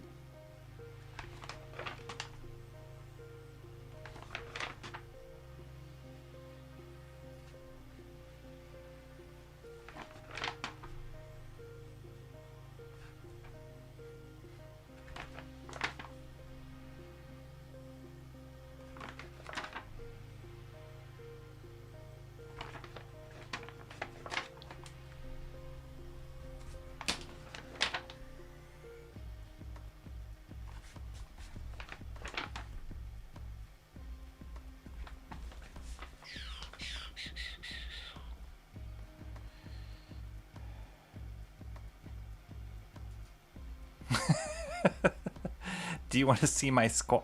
I would have said yes, except you put that eggplant emoji, and then that makes me really nervous. So don't make me block you, awesome one. Yikes. Wait, let me see. Oh. Look at you guys all dropping all these links in the Discord. Thank you guys so much. So, if you haven't joined the Discord yet, Tammy, Mo Biggs, you don't get to see this stuff. But Awesome One just posted a cool squash. Did you grow that yourself, Awesome One? That's awesome. That is awesome. Awesome One. Really cool. Thanks for sharing. I'm definitely going to be aggressive in drawing scenic backgrounds. Replicas? Was that it? Are you responding to Alien Earth? Are you behind in the chat? I think you're right. Synthetics, cyborgs, and replicants. Oh no. I'm getting confused. Never mind. But I think it might be replicants. Or now I'm thinking maybe that was Blade Runner. That is Blade Runner. Oh well. It's okay, it doesn't matter. What matters is I'm drawing Spider-Man.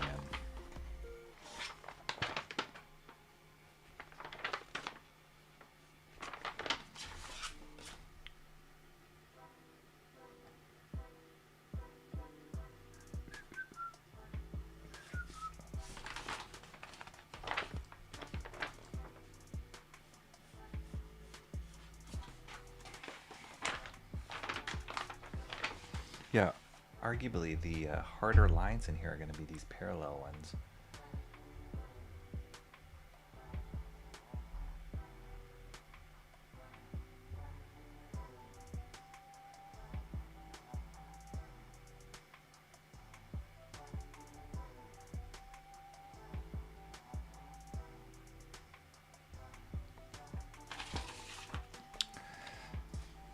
It's the last one of the season. Most of the plants didn't produce fruit. No.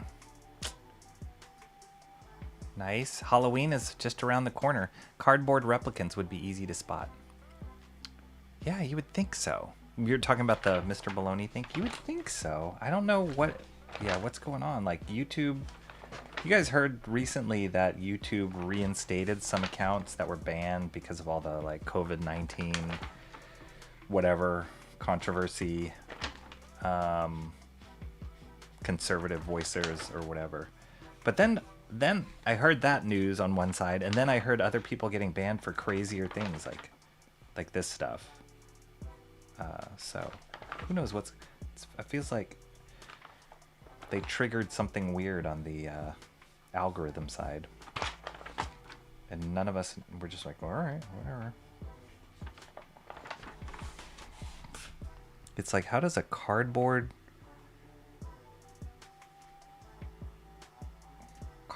creator get banned, and then you have some people that have, you know, I've heard of crazier things that have shown up on YouTube.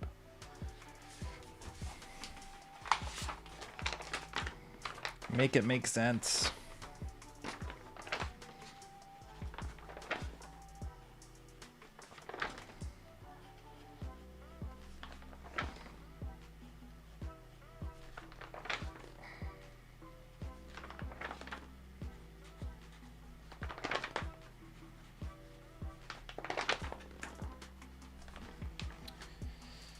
Shelby says, do you not have an LCD light box for oversized art? It's much more efficient than your retinal burn method. I like this method, and I've said this before. It helps train my eye. Yes, I could just totally turn on a light box and trace this, but this kind of helps my eye, just a hand-eye coordination of taking a snapshot, like looking at this snapshot of this image, and then when I flip the page, it disappears. And it's like when you, it's like one of those things where you like stare at an image at the doctor's office or like whatever, eye doctor. You stare at an image and then you look on a blank page and you kind of see the impression of that image. That's what it's training in my eye. And so as I flip back and forth, I'm seeing the image like shift a little bit. And I'm like, oh, okay, that I drew that line too high or too low. And so I have to go back and correct, which is what I'm doing live with you guys right now. But yeah, I think just tracing it, yes, it would be faster. Yes, it would be more accurate, but it would also like, I really wouldn't get anything out of it, I don't think. I don't know. It's weird.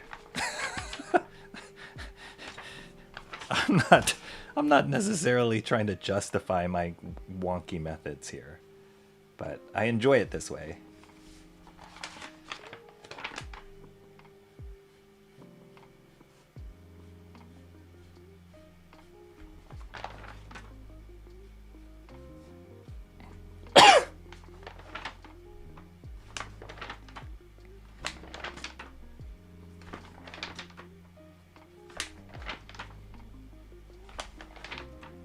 It's like the same kind of motor skills that are in play, like when you're drawing life drawing.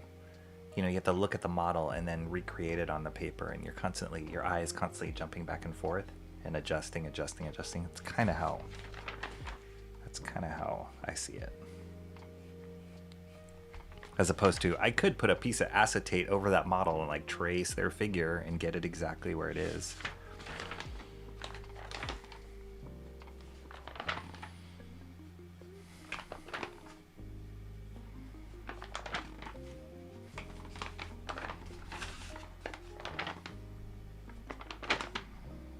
The crazy thing though is everything affects that transfer of image in your brain. So the angle at which my head is tilted, the distance it is from the paper, like you guys are looking at it at an angle that's more above, and I'm looking at it more at an angle from the side. So it's all different. It's an imperfect method, but it's okay. It's okay.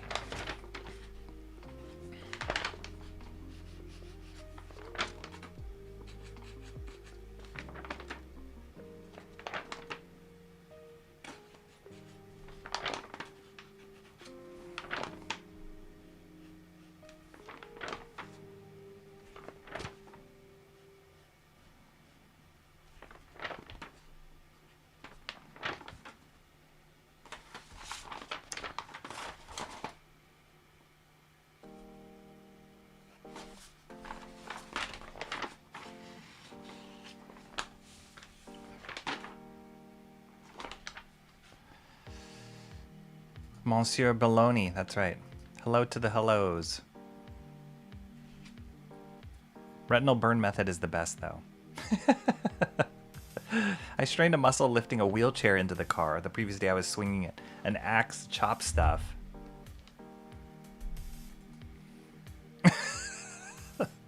Be careful about lifting those things, Awesome One.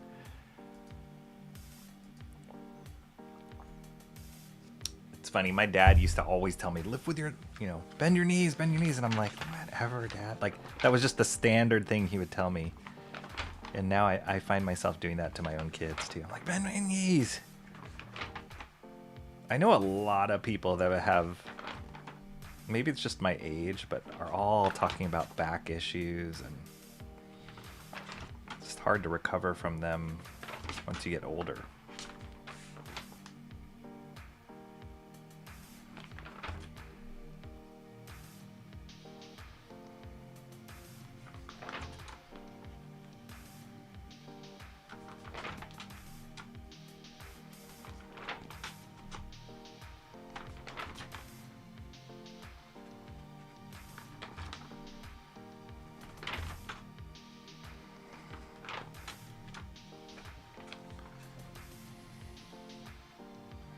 I miss lifting the wheelchair for my mom. I know that's odd. Aw. I get it, Mark. It's just memories. But those wheelchairs can be heavy. My daughter broke her ankle one time. And she was in the wheelchair, crutches and wheelchair for like 4 to 6 weeks. And man, like hauling that thing in and out of the car. Such a pain in the butt.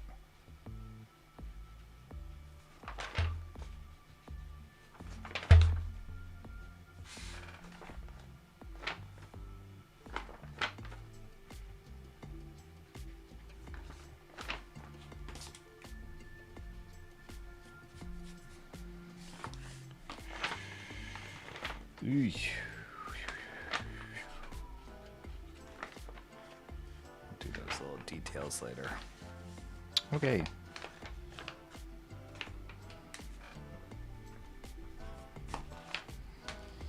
Get this moon in here.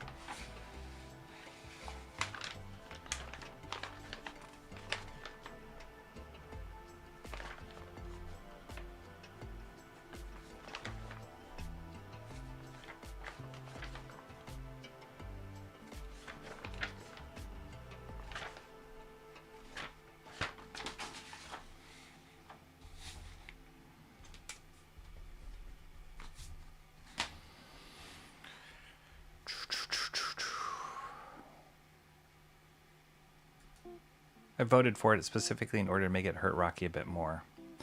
Gosh. If you were in Discord, you could have voted in it, just saying. Of course, I could always go metal detecting near my place, but that's not as fun as the beach. Oh, do you go metal detecting? That's neat. Did you ever find anything good? If so, what was it? Like, do people really find, like, treasures or, like, jewelry?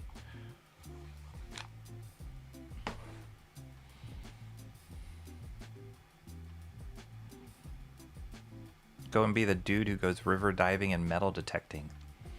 K-Pop Junkie says, I watch that guy get into some metal fishing.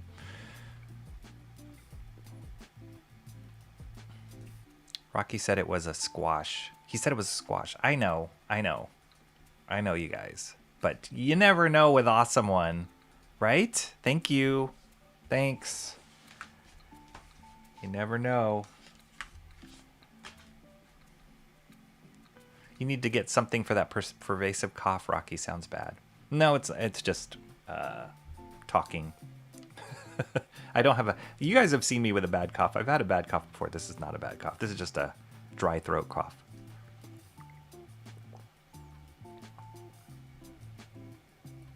YouTube didn't reinstate all accounts.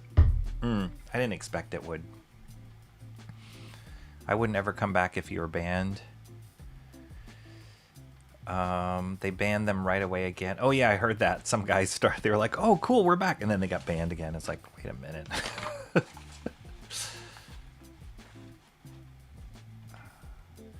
Plus, Comic Division isn't about comics. Said YouTube is about to go cable and not fully support any creators who aren't in their wheelhouse. Said YouTube is about to go cable. Really? Ugh. See? That's why we gotta diversify, folks.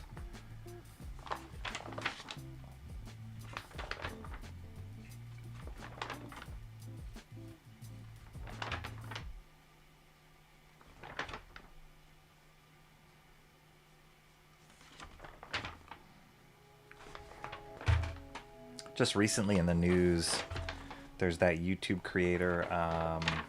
He goes by the name I Show Speed. Have you guys heard of him? I'm sure you've heard of him. I don't get him. I'm definitely not the generation that he's marketing to.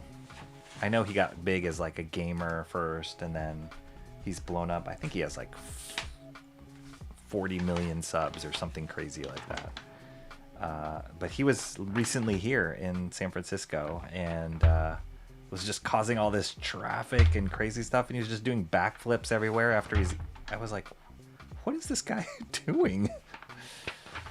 But he did visit one of YouTube's headquarters that is here, and yeah, it's like he can do whatever he wants, and I don't think he's ever going to get banned because he brings in so much volume through his channel. Sorry, I keep hitting my mic.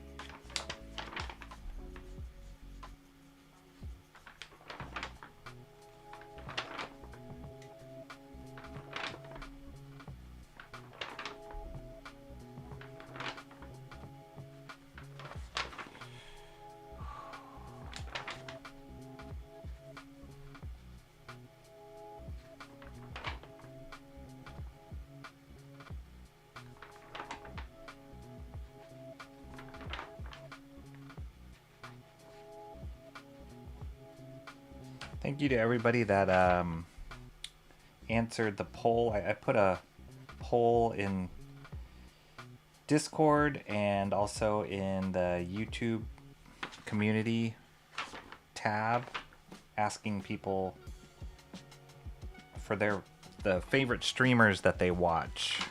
How many times a week do they stream? I'm just kind of gathering data for myself. It seems like the majority people were saying like 2 to 3 times is a good amount of times that somebody streams that they follow, which makes sense.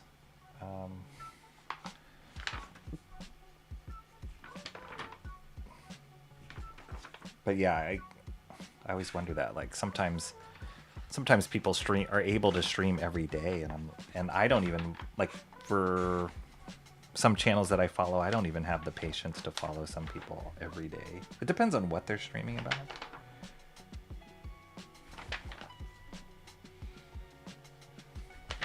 I guess with like news stuff, it makes sense because news is always changing. Topics are always changing. But I couldn't imagine somebody with like a comic channel streaming every day. That'd be... could you do that?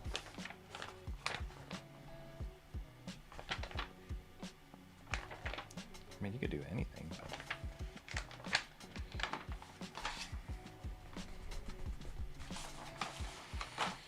It's coming along. Dang. There's not really that many elements on this page. Just the main complicated one are these gargoyles, which I'm about to attack right now.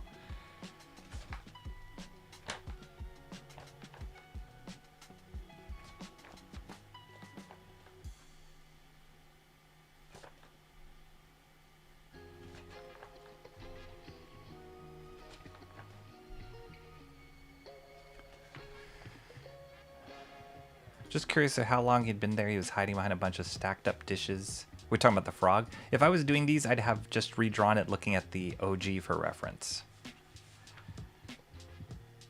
You mean just having the comic here and drawing it? I could have done that too, yeah. I hear you.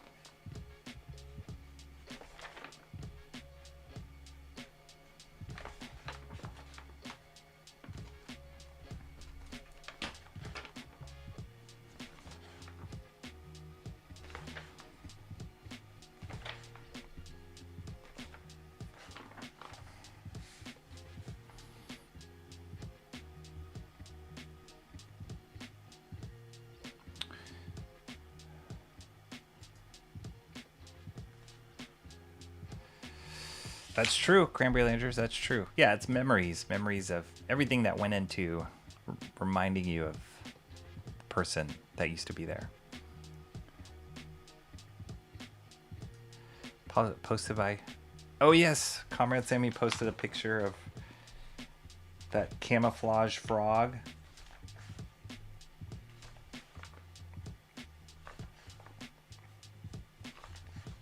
That was pretty crazy how close that frog's pattern looked to, I guess, your countertop. That was kind of nuts. Camouflage is crazy how that works.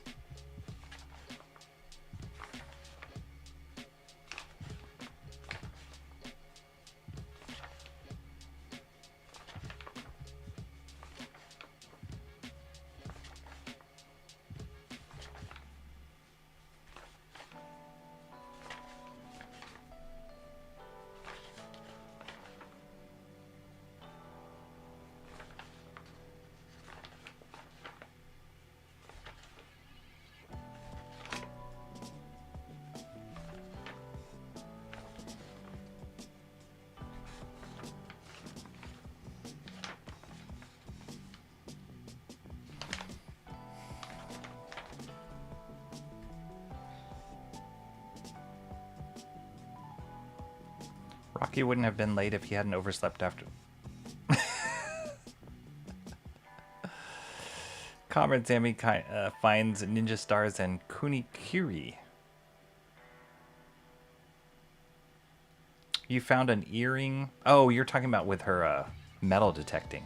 Yeah. You found an earring, but it was just costume jewelry. Huh.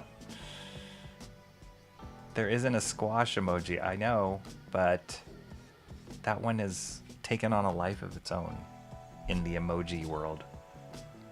Some poor kid also lost a toy car. Oh, gotcha. Cranberry, that would be legendary if I found either of those. We got to diversify, folks. Rocky is starting to sound like 2015 Marvel. Yikes. Not that kind of diversify.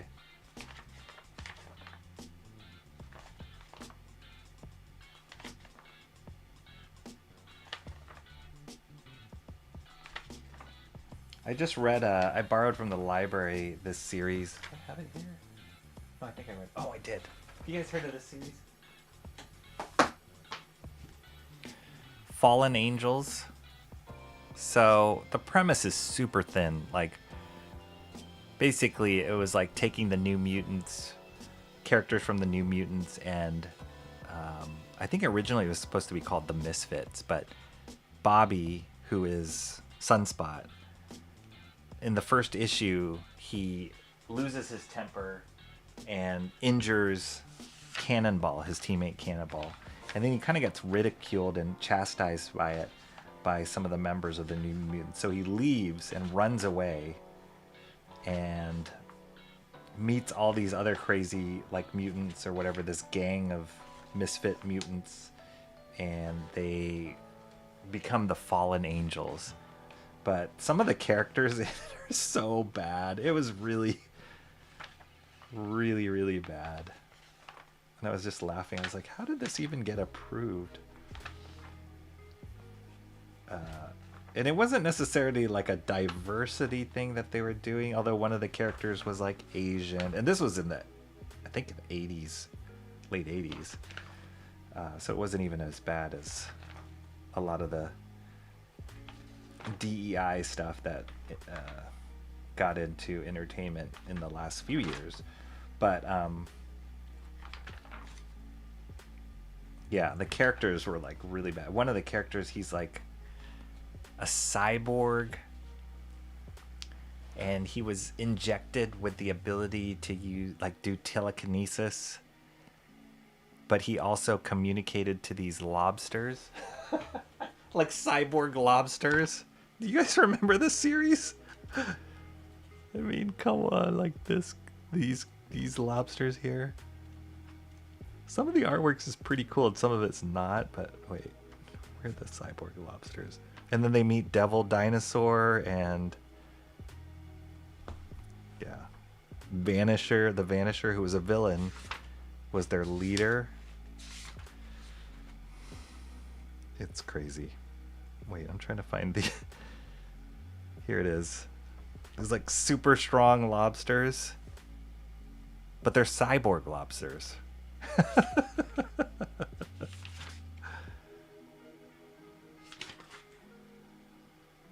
It was a mess.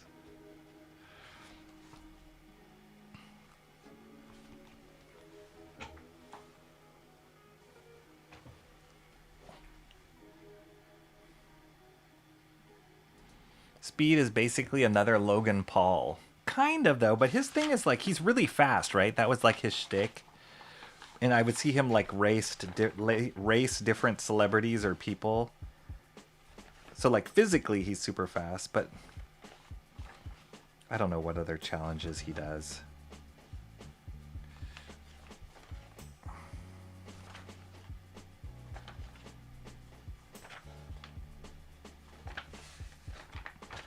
I mean, I guess Logan Paul did physical things too. I just couldn't, I mean, yeah.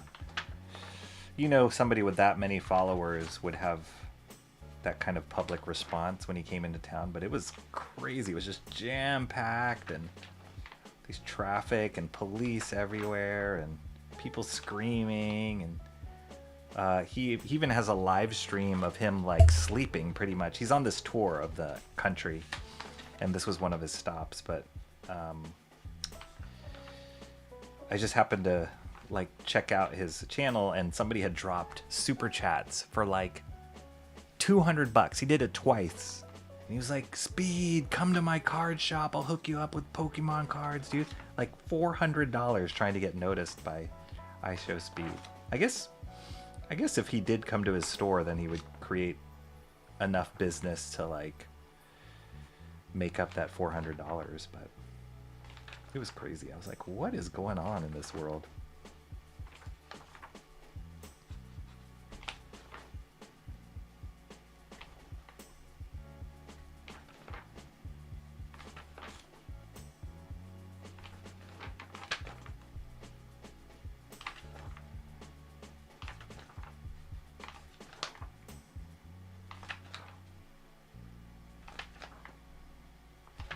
Oh, I found out some new information too.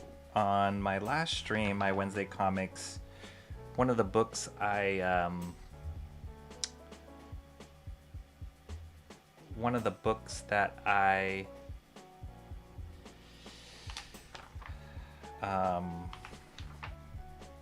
reviewed was Skinbreaker. That was the David Finch book. And I mentioned to you guys, like, they came out with a Treasury edition, which I thought was... I didn't pick it up because I couldn't find it at any of my stores, but I found out recently that that Treasury edition is not 11 by 17, which I was hoping it would be. It's actually smaller than that. It's more of the size of the actual Treasury edition books. So it's a little smaller than 11 by 17, so it made me go,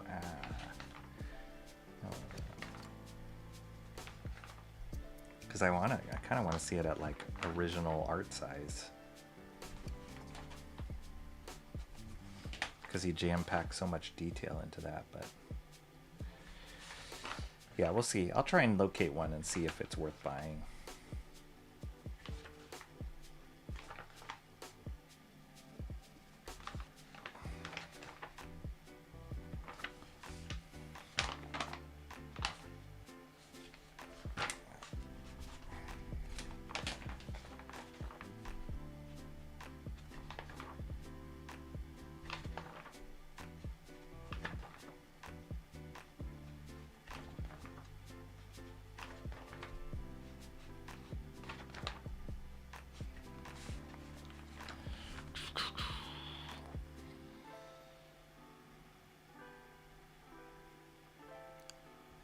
Those are authentic samurai swords in perfect. Just laying near your house, just in the sand. Whole lot of flippy flappy for an arachnid. Did you win for your man? No, you didn't win, Awesome One. Awesome One answered in the YouTube challenge board. Actually, Mark's Music Obsession won this challenge. And I'll post another one maybe today or tomorrow. Challenge 4. So the latest challenge on Discord was, who is the owner of Amazing Fantasy Comic Book Shop? And Awesome One responded with, your mom. So no, that was not the correct answer, Awesome One. But thank you for trying to answer. The answer was Frank McGinn. And Mark's Music Obsession was able to get that. So just a reminder, what I'm planning to do with the person who has the most correct answers on those challenges for the month will get a prize. I will send them a prize. Cranberry Landers is in the lead right now. It's got 2 right answers and Mark's got 1 right answer, so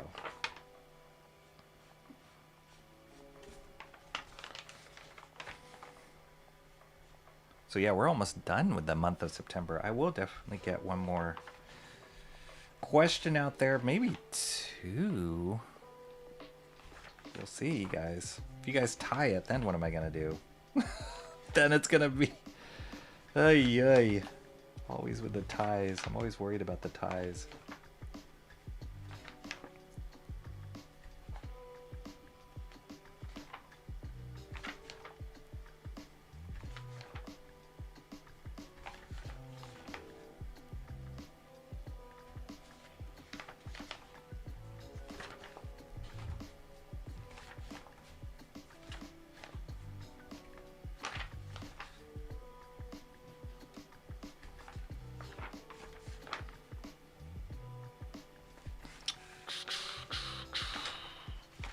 Wow, this gargoyle. It's intense.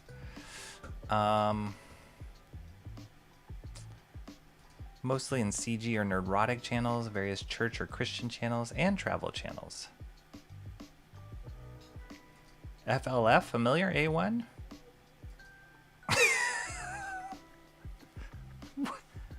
What? Oh gosh. I don't even think I showed the best photos of him blending in with the countertop. Maybe you did and we just didn't see him. I was like, oh, nice countertop image. Rocky just wants you to rate his squash pick. Again, that makes me nervous that you write that phrase and then add that emoji in it. That makes me a little nervous. The library. You guys always make fun of the way I say that. Sunspot is one of the coolest characters. I think he's one of the most underutilized characters.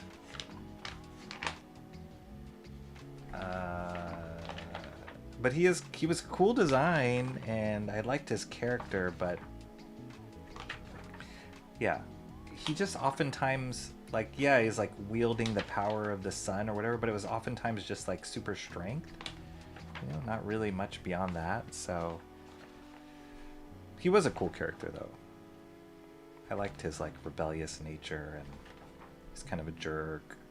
I think his dad was part of the Hellfire Club too, so he was really torn about that. And they talk about it a little bit in the Fallen Angels.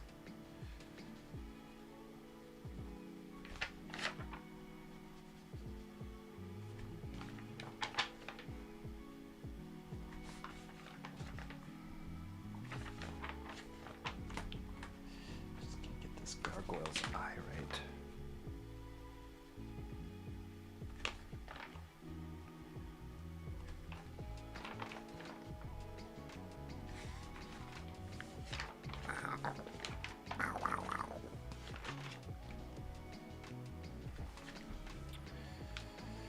Oh, that's where that dumb red dinosaur came from. Not from there. He was actually before Fallen Angels, but they just kind of threw him in. It just felt like a smorgasbord of like the worst characters in the Marvel universe. They just put them all together on a team. And I mean, there's some precedents that you could like it's like opportunity to make them cool. But it just made them more lame, in my opinion. Then they introduced some new characters, like those lobster characters, and it was even lamer. I was like, ugh. So it just was doubly lame. Yeah, it was not a good read. I would not recommend that series.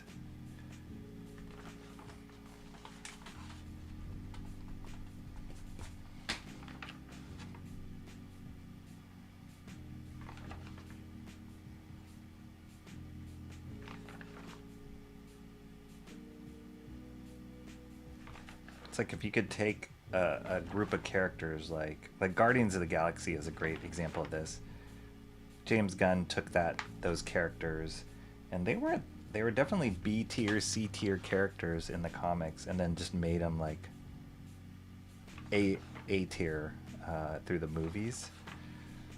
That's a cool opportunity. But then if you take that same opportunity and then you make them like worse than when you started, it's like ooh.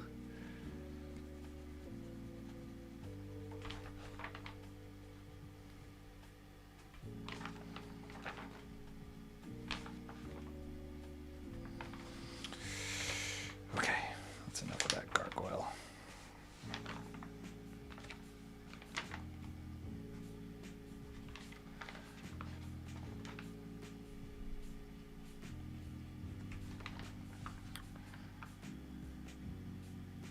I wish he was more of a popular character. Yeah, he's a great character design. I remember the cyborg lobsters. It was great. It wasn't. Nice try. Rock lobster. Yeah, I don't approve. Thanks USAID and BlackRock for ruining everything. Lobsters only have one weakness: boiling water. Rock lobster. So Hellboy stole a rock lobster from this book. Nice reference. Yes, the Burninator. Oh my gosh, I watched that so many times when it came out. I don't know why that was so funny. Trogdor.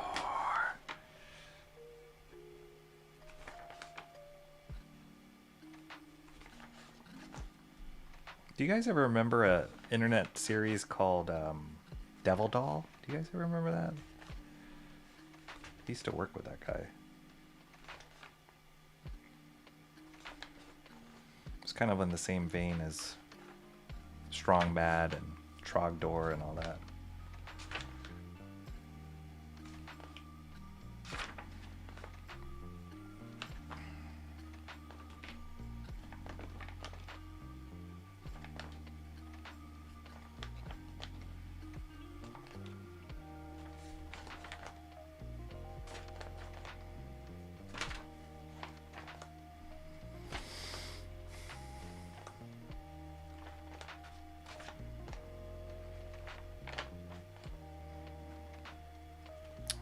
feel like I can finish most of this on the stream. Let's see, how long have we been going? 2.5 hours? Huh, let's see.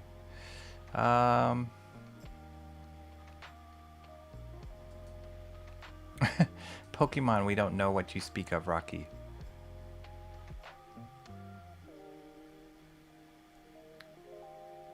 So the Treasury Edition book is the size of the Treasury Edition books. My mind is blown. Well, you don't know, like, all these terms: artist edition, work in progress edition, artisan edition. What are the other terms? Vault edition. So I thought Treasury Edition just meant like, oh, it's going to be one of those 11 by 17 books. But no, Treasury Edition is this size.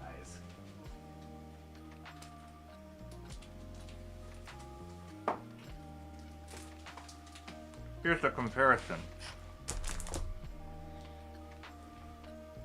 And actually, you can't really see it because I can't zoom out totally. So this is what I thought it was. This is 11 by 17, the Absolute Edition Batman. I looked at this on stream last time, a couple times ago.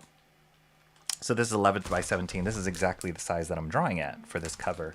This is Treasury Edition, which is smaller. So this is the size that the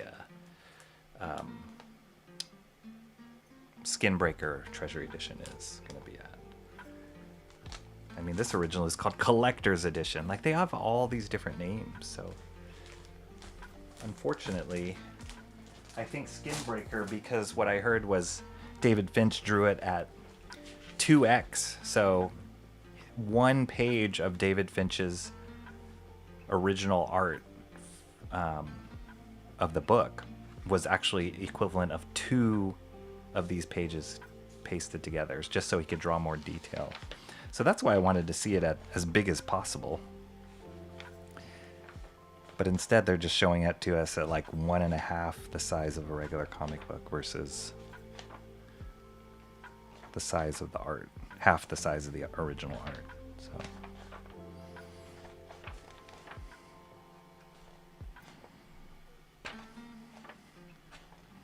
But yes, maybe I should have taken that into consideration, that it was called a Treasury Edition, and I should have assumed it was more like the size of those Treasury Edition books.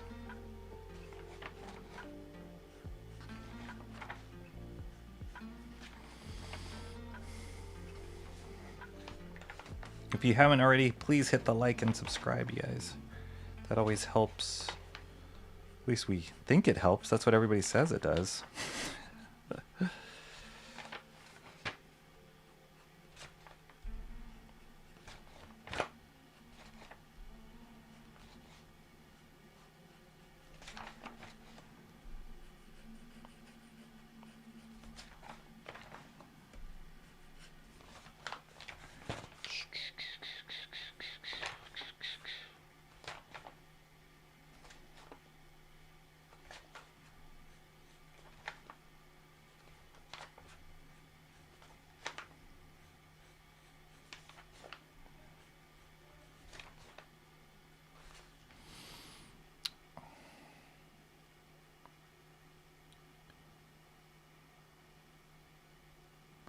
What if Rocky's mom bought the Amazing Fantasy Shop just to mess with the challenge?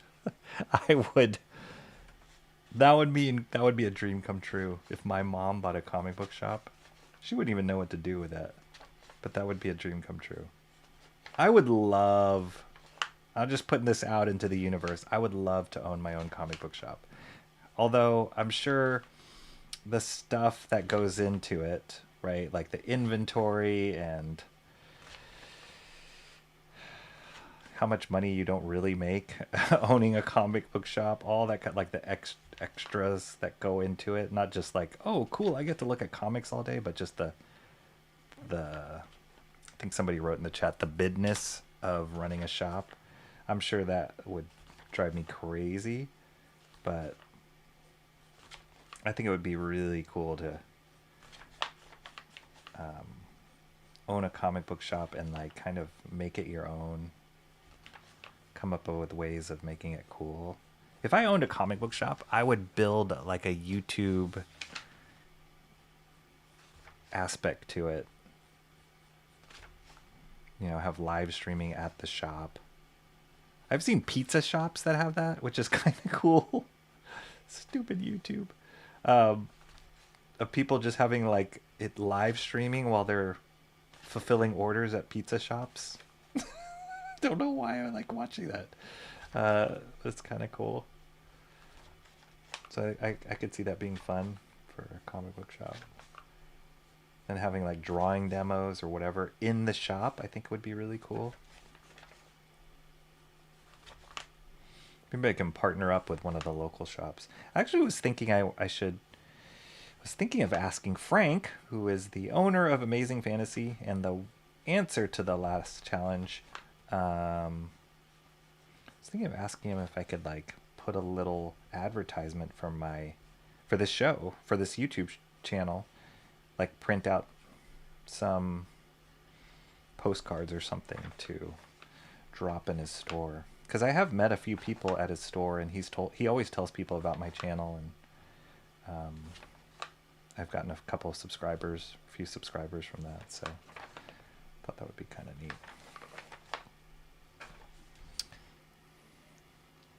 This is for not inviting me to the Super Cool Comics Club. If that happens, please give it to Cranberry. This is a big prize for me already. You can win everything, Mark. Don't give it up that easily.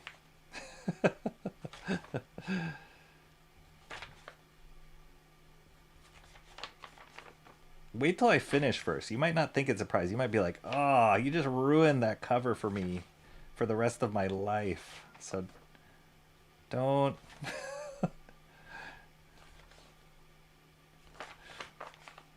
don't get ahead of this result. Nah, I think this will be cool though. It's turned out so cool already.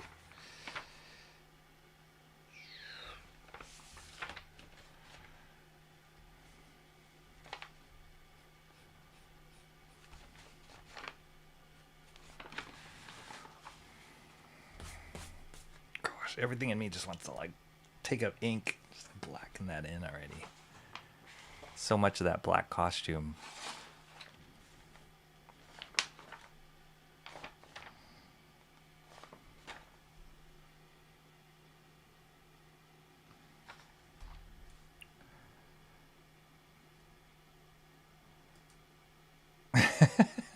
I could. Peasant Quest. I've never heard that. Peasant. Can I get a Jello emoji for a frog? Yes. How does that work? I sent my counter squash next to some bananas.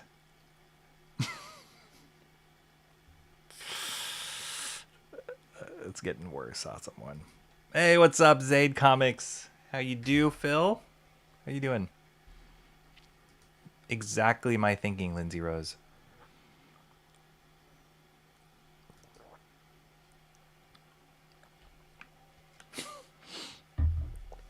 What? I don't remember Devil Doll. No. Oh yeah. Just look it up. Devil Doll. They had merch and everything. It was a weird internet thing. That guy ended up working for Google, actually. He was the kookiest, strangest dude too. He ended up working for Google.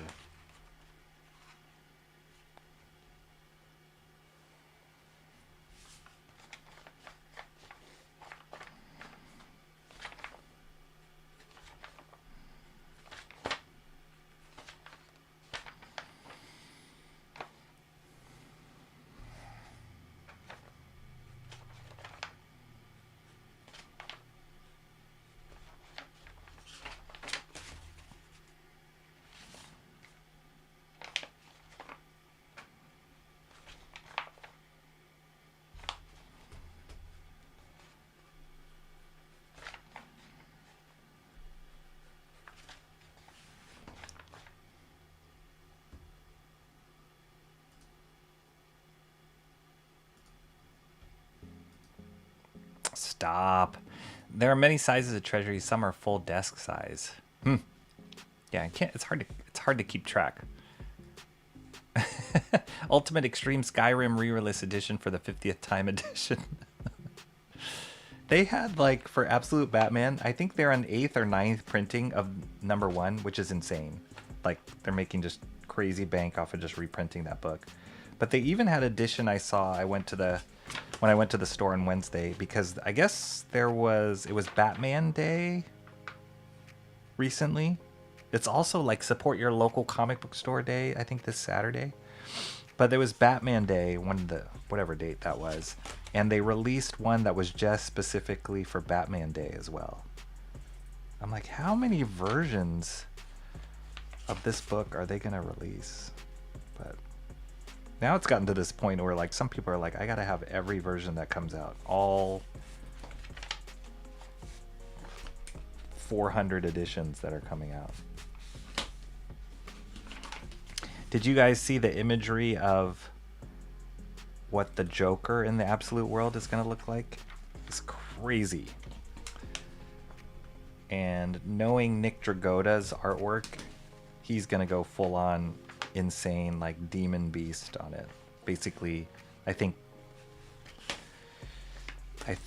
Joker's form is going to be this, like, otherworldly demon. His, like, final form or hidden form or something.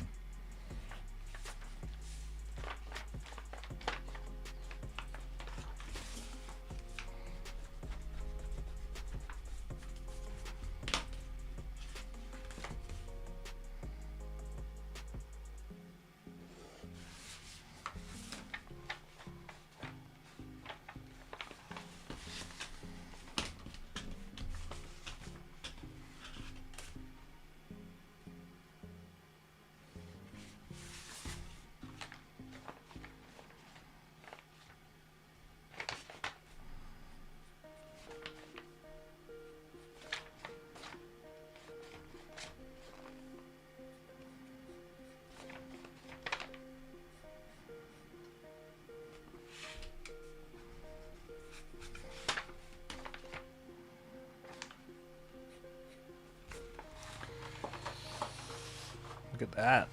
It's coming along.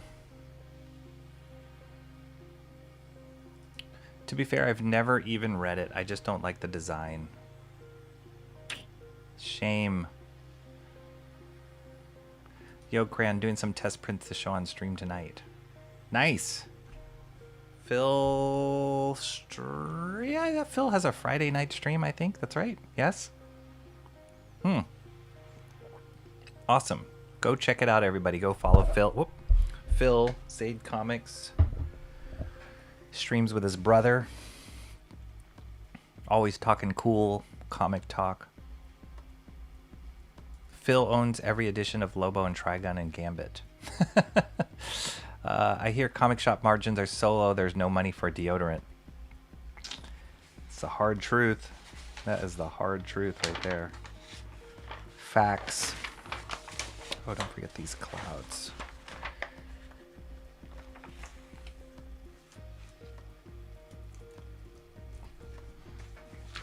Okay, I gotta finish up this gargoyle's face. Excuse me. And then I think we're gonna be done with pencils. Oh, there's a second gargoyle over here. We're gonna be close to done with pencils. I mean, there's some very minor details, a couple brick things, some windows. But I don't think I need another stream to do another pencil pass. Ah, shoot. I think I can just tighten this up after I'm done with this stream, and then the next time we do a Master Study stream, I could already start inking, which is really exciting. I know I'll probably have to have, like, a dedicated stream to screen tones, because this is going to be a lot more complicated to screen tone. So that'll be cool. I gotta go buy some screen tones too. Not so cool. Because screen tones are not that cheap, actually. It'd be cheaper for me to watercolor this than it would be to screen tone it. But that's okay, guys. sorry. You're worth it. This image will be worth it, though. That'll be a one-of-a-kind kind of look to it if I do the tones and screen tone.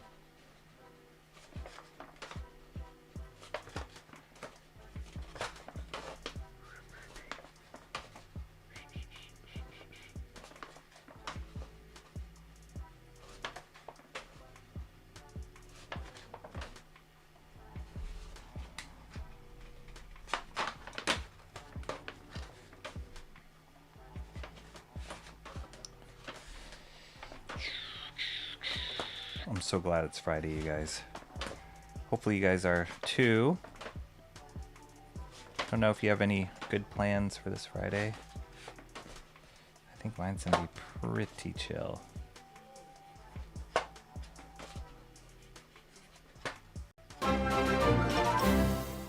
Mark's music obsession. Dude, just stop it, Mark. I mean, don't. I take that back. Don't stop it. But thank you so much. Mark's Music Obsession, channel member here, super chat for $9.99, screen tone funds. Thank you so much, Mark. That is very generous of you. This is all because of you, dude. But here you go. Some Kiwi power. Thank you so much for the super chat.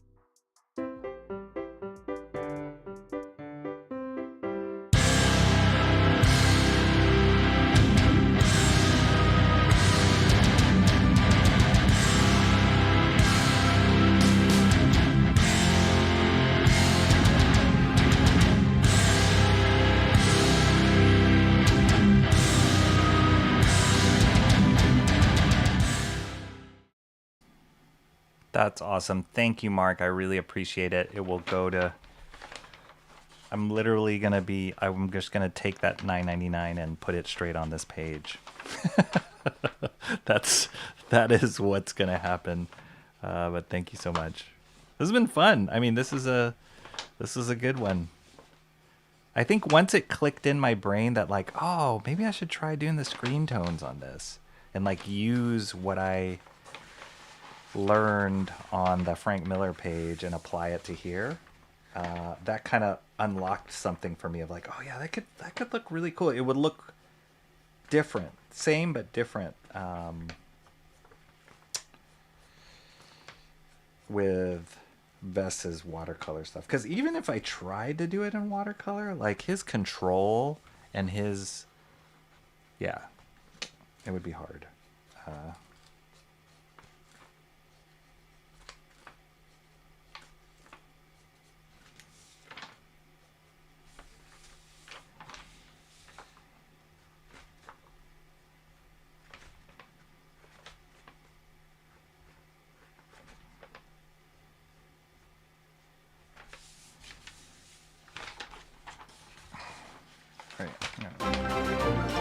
Cranberry Langers.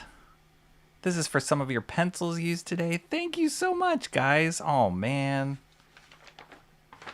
I'm verklempt. Thank you so much for the super chat, Cranberry Langers. 650. Oh, that's an odd number. Well, I love it. I love it. Here you go. Super chat for you. Thank you, sir.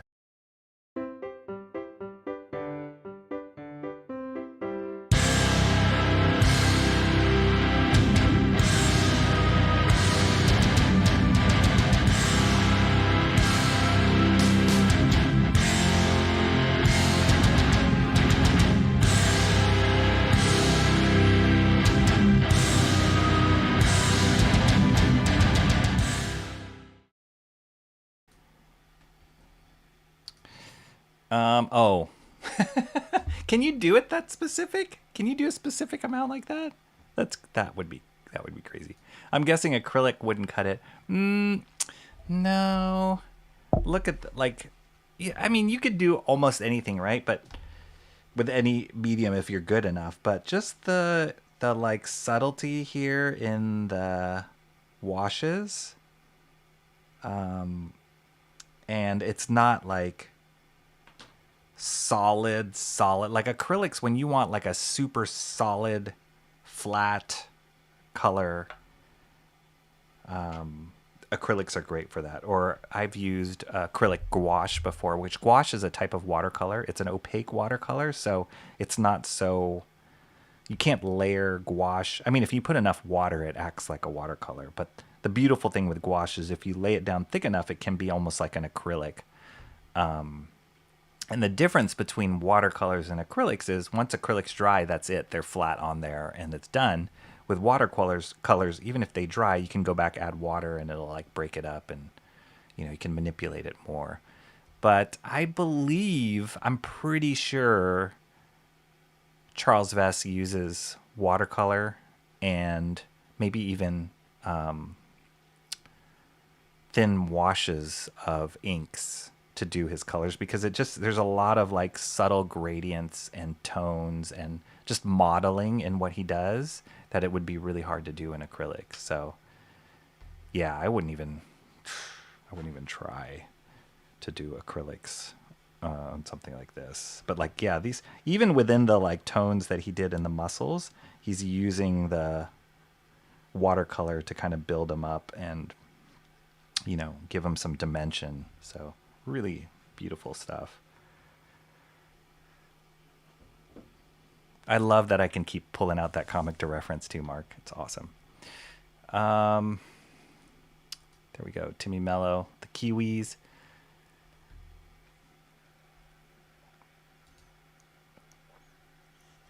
Screen tones. No idea why the phone split it. Oh, maybe it was like a correction, like an autocorrect. I was thinking of streaming and watching the Hardline today. Do it, Cranberry. I say Cranberry Jason.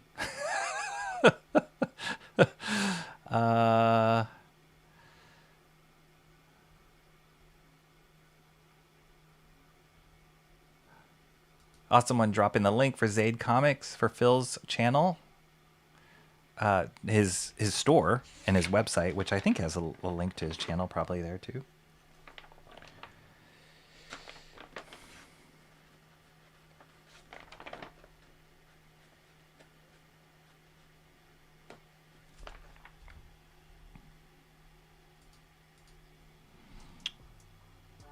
Batman is a rich man with too much free time.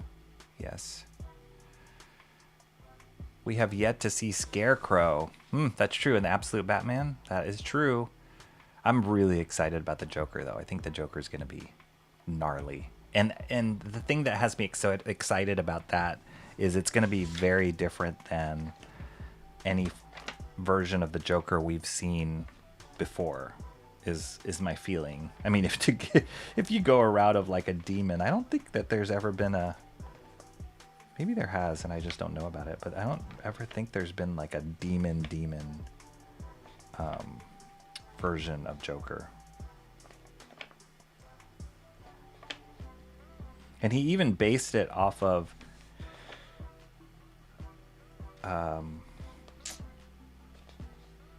like this old school playing card image of a demon.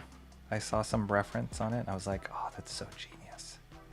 And if you know Nick Dragotta's work, the artist, he loves drawing this like body horror kind of demon alien anatomy kind of stuff. He puts it in his work a lot. And so it's kind of the perfect combo for them to go this route with Joker.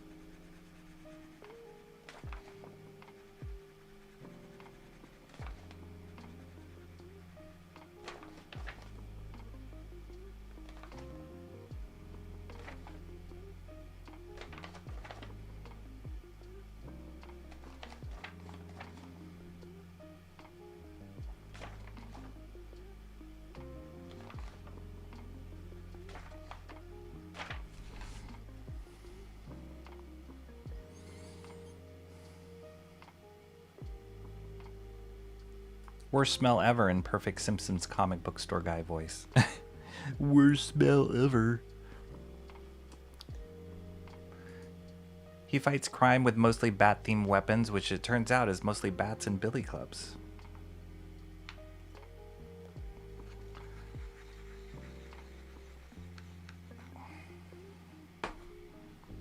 And axes. Actually, this absolute Batman uses his axe.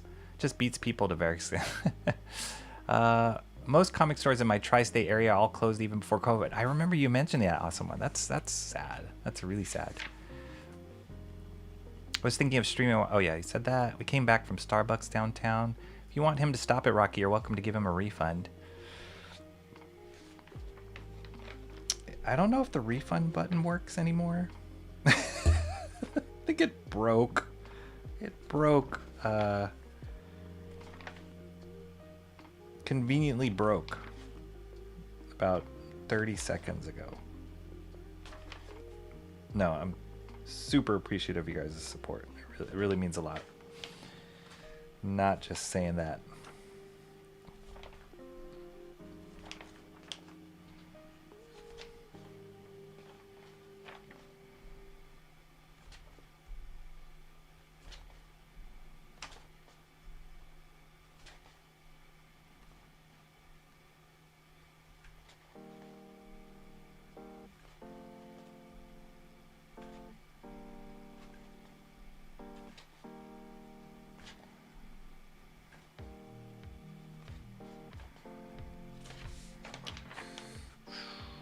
Subtle shadowing, that'll be fun to figure this out. And when I say fun, I mean not fun.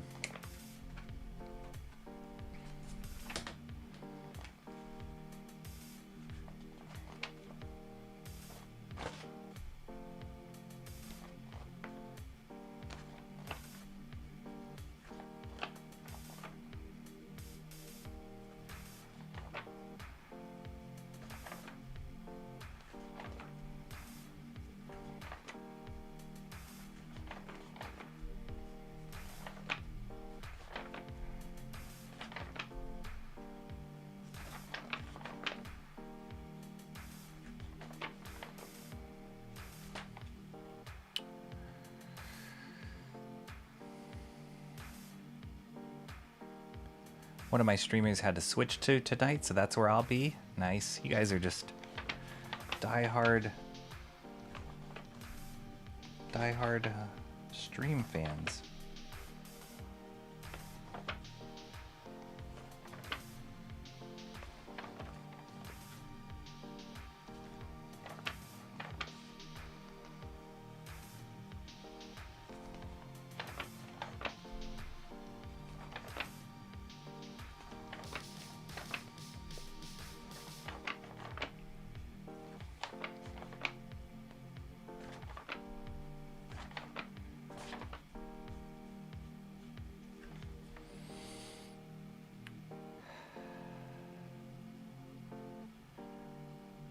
Spicy kiwis, that's right.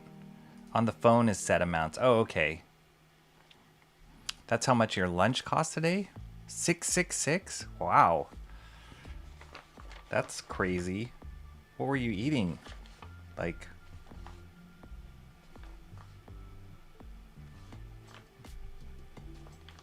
sacrificial goats.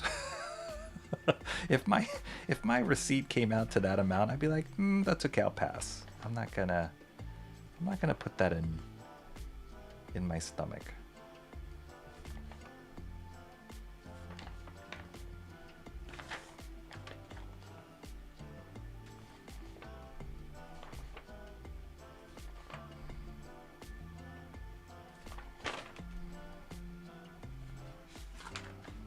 Okay.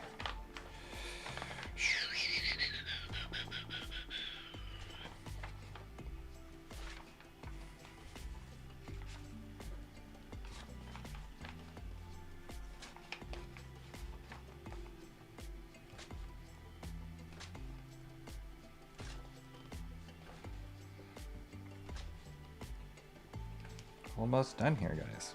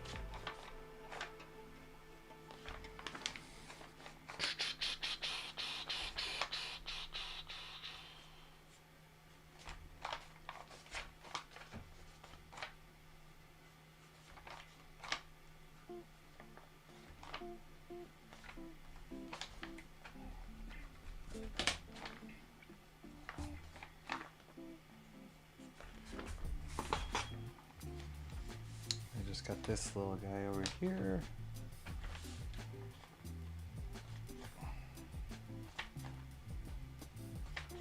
I love how he simplifies to just like a little bit of line work for things that are more in the mist or the smoke. And the things that he really want to emphasizes here that are popping out, like he gives them all the dimension with the shadows and stuff. But then for these secondary things, he kind of lets them recede in the background, just with like really spindly line work.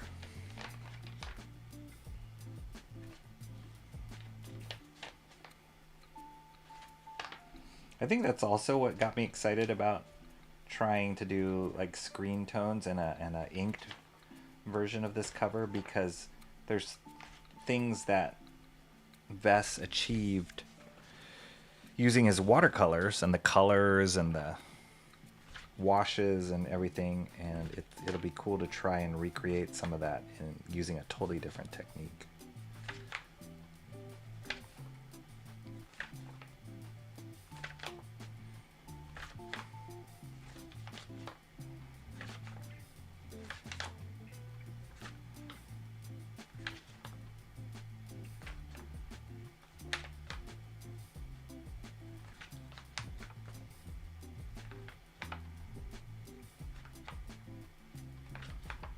Oh, I think I remember what the Rackham book, Arthur Rackham, we were talking about that illustrator earlier. I think it was a King Arthur book that I used to have as a kid.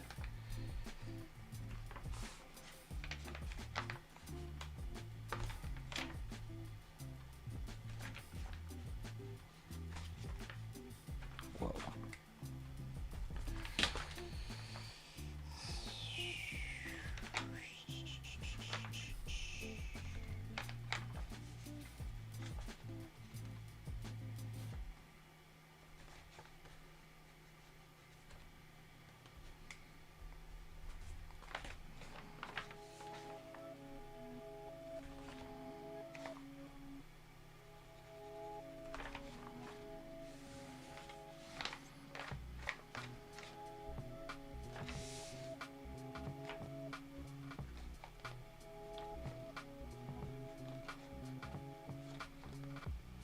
Yeah, this is gonna be cool.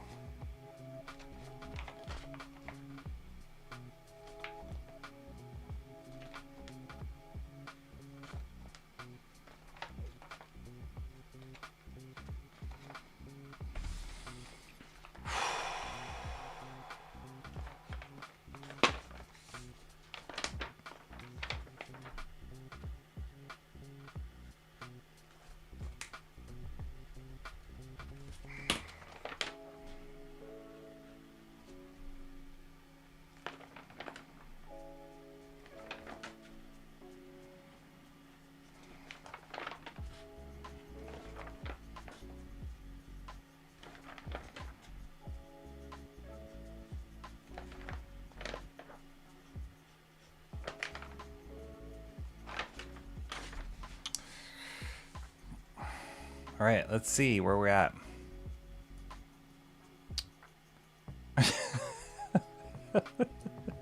Get you someone who looks at you the way the baby looks at kiwis. Oh my gosh. Is this a pig Pokemon or a pig lady? It's the pig feeder lady, that's right. I feel like we should pay the lady. I know, right? We talk about her enough. She don't. Isn't that crazy? She's turned into a thing, right, for this channel. Can you imagine, like, if she knew? The Arkham Titan Joker was very similar. Oh, okay. I don't even think I know that. Huh. I'll have to look that up. Metal Batman is very demon. Okay. Is it the Dark Metal Batman? I never really got into that series. Wasn't.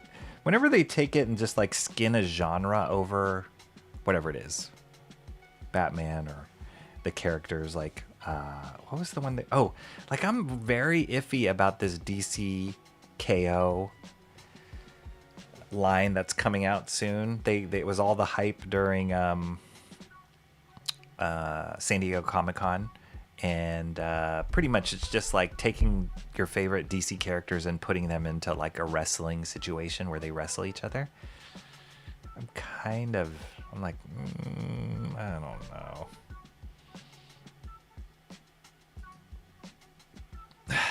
Stop.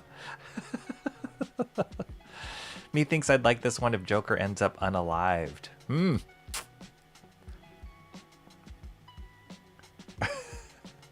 Grow a beard to confuse Rocky. I already have a beard. Oh, I could never grow a beard. Keith Foskey. Who's that? Is an awkward shoulder rub where you rub shoulders on people awkwardly?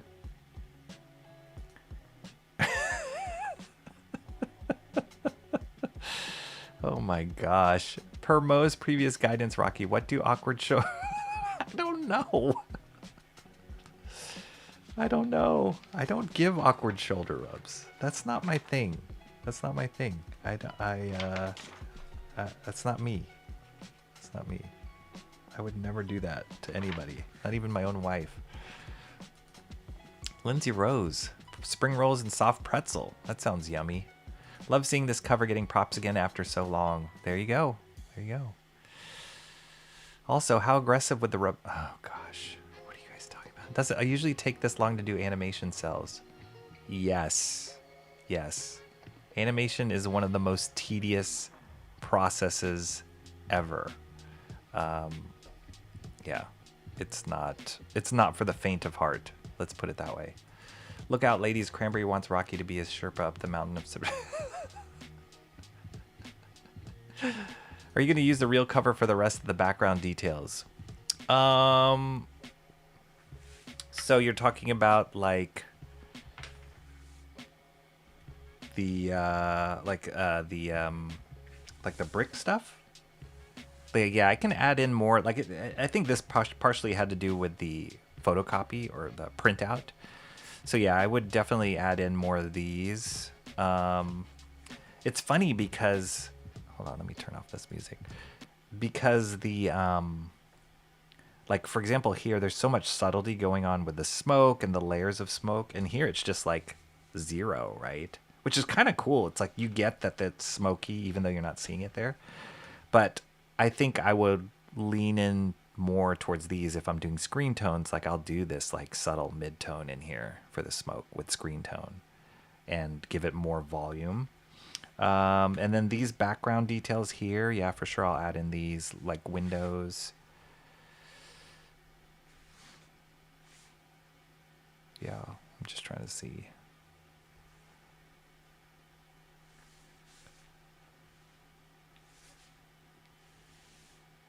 Yeah. Girl. I even toyed with the idea of like, oh, maybe I should do the title because it's a cover, you know? But I don't know. I kind of like it without this kind of naked dressing here. Kind of like it.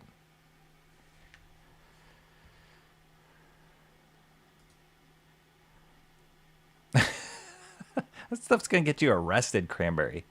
DCKO is basically Marvel's Secret Wars. Really? But it's like wrestling, right? She'll never know she's amused. Yeah, she won't. I like the idea of the tiny little suns on Superman's fists. Been wanting to see something like that for years. That's a... Oh, gosh. One book titled Awkward Shoulder Rubs and Me. This sort of thing is my bag by Rocky Ballesteros. Oh my gosh, you guys. This is Friday talk right now, what we're having. For sure. This is like when you're in a workplace and productivity drops considerably because everybody's ready for the weekend. That's where we're at right now. Okay, I just have a few more details, I think, but where we made it a lot farther than I thought we would. I mean, that went a lot faster than I thought it would.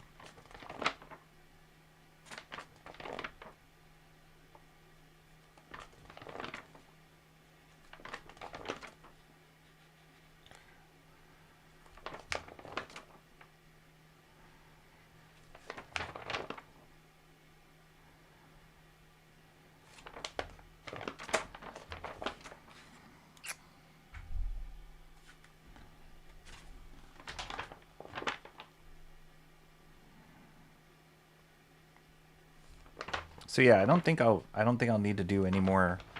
Oh, these kind of details I see here, I gotta do like these brick details. Definitely, I will add them in here. But I don't think I need to. Yeah, these brick details for sure. I don't think I need to do another penciling stream on this one. I think I'll just tighten this up probably this weekend sometime and get it ready for inking. And then I think, I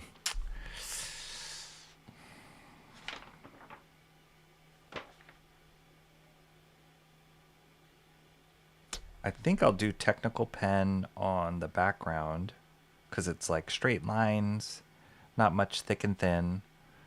I'll definitely do brush for this stuff here. And I'm thinking brush for the figure. Maybe technical pen for the gargoyles.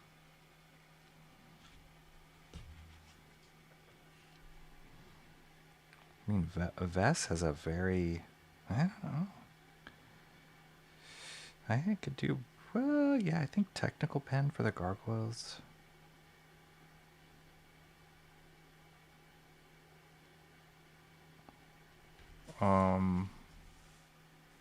But yeah, I think I could do brush on, and then man, it's going to be so satisfying to get these blacked in.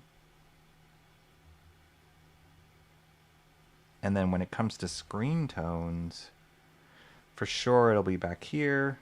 And then the clouds or the mist. Some in the sun, the moon probably up here. Screen tones here, here.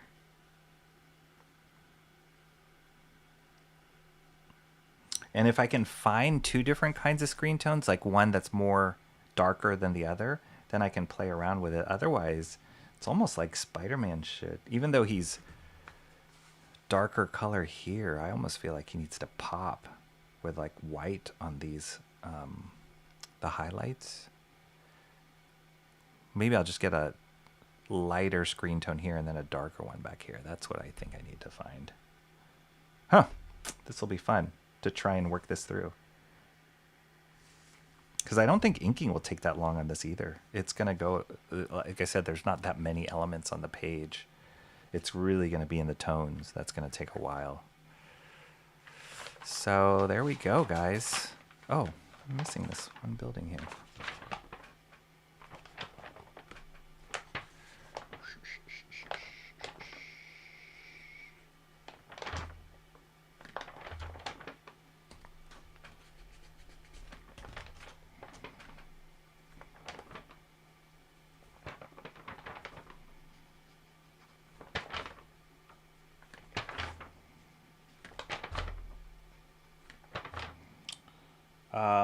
So once we wrap this up, in the meantime, don't forget the invite to Discord is pinned up at the top. We have ongoing discussions going on there. I still have to catch up. I know some people have posted stuff. I saw Jeffrey Beach just recently. He started a discussion about the new...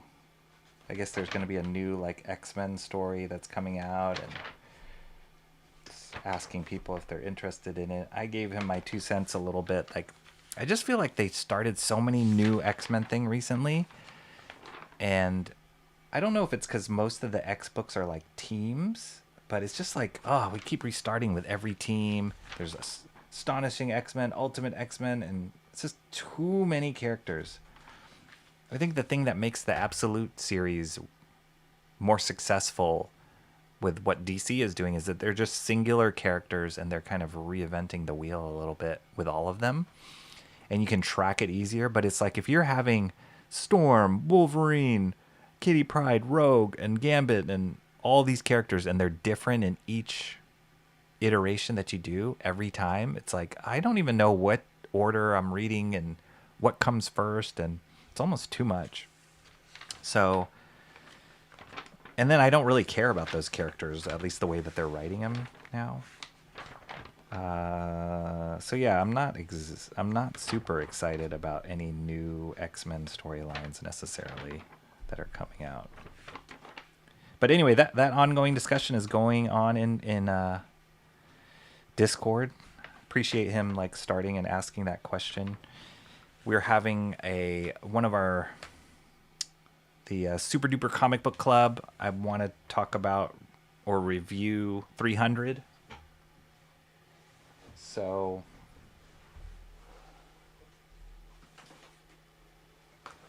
I posted a link in there you can read it online. It's like for free.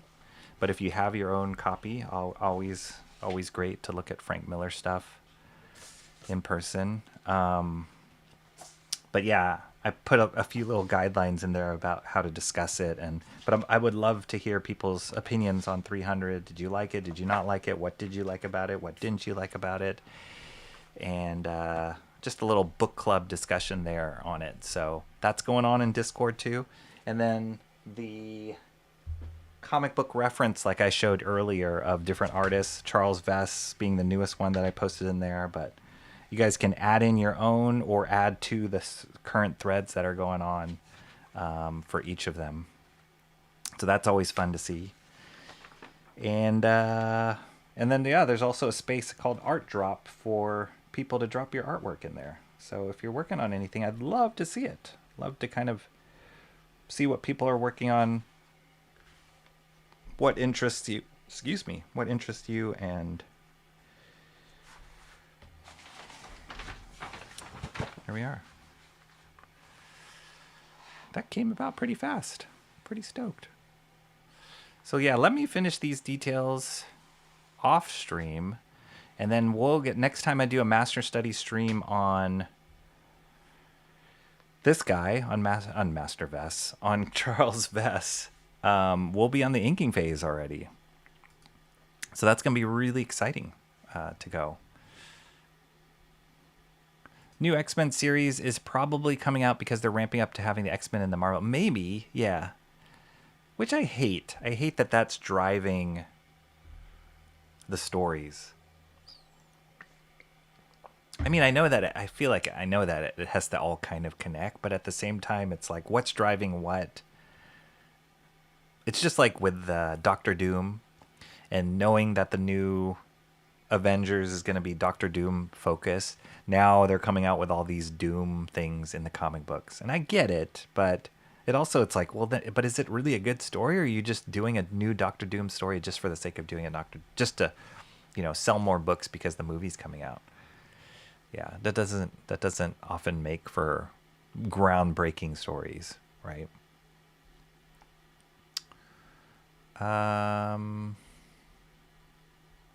Okay, let's see. Not really missing as much as I thought. Was going to ask about the title, but I can see it both ways. Like you said, I do love the web text section. I know. I love this kind of stuff. Maybe I can do an overlay. I could do it. I could do a separate overlay. I wouldn't mind doing it, to be honest. Because, yeah, this web stuff is so cool. I watched an interview recently with Paul Pope, and one of the things he said that he learned when he was starting out or kind of talking to other comic book masters, they said one of them, Alex Toth, told him, which I have a thread on Discord about Alex Toth. But anyway, Toth told him, like, if you want to be a comic book artist, you need to learn how to letter, which you don't hear often.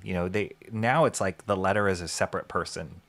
And most of the times, 9 times out of 10, that lettering is done computer lettering. And not to knock people who do that for a living or who are computer letters.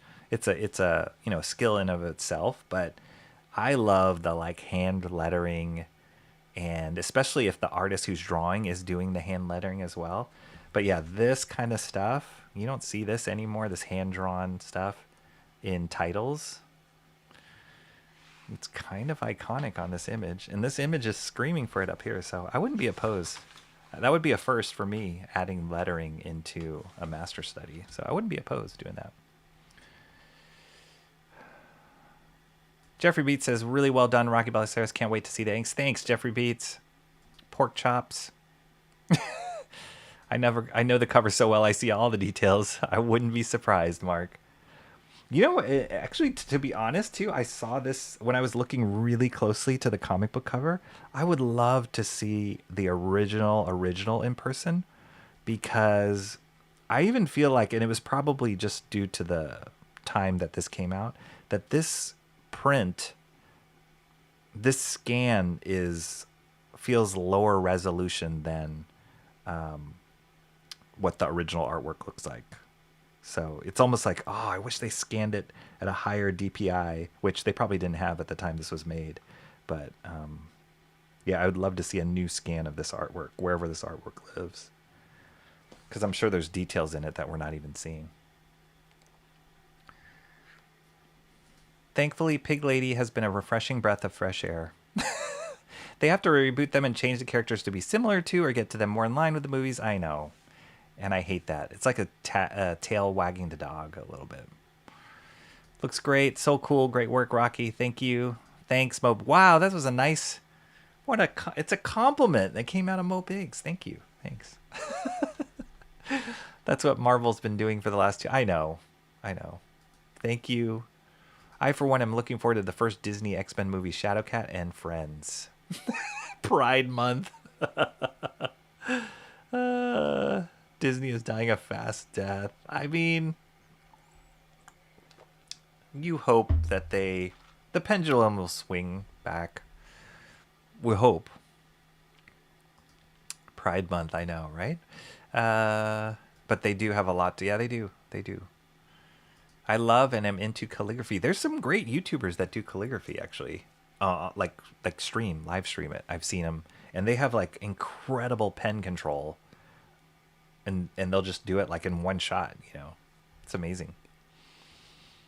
Eric Weathers, like Jay Ryan, is taking care of business and not streaming.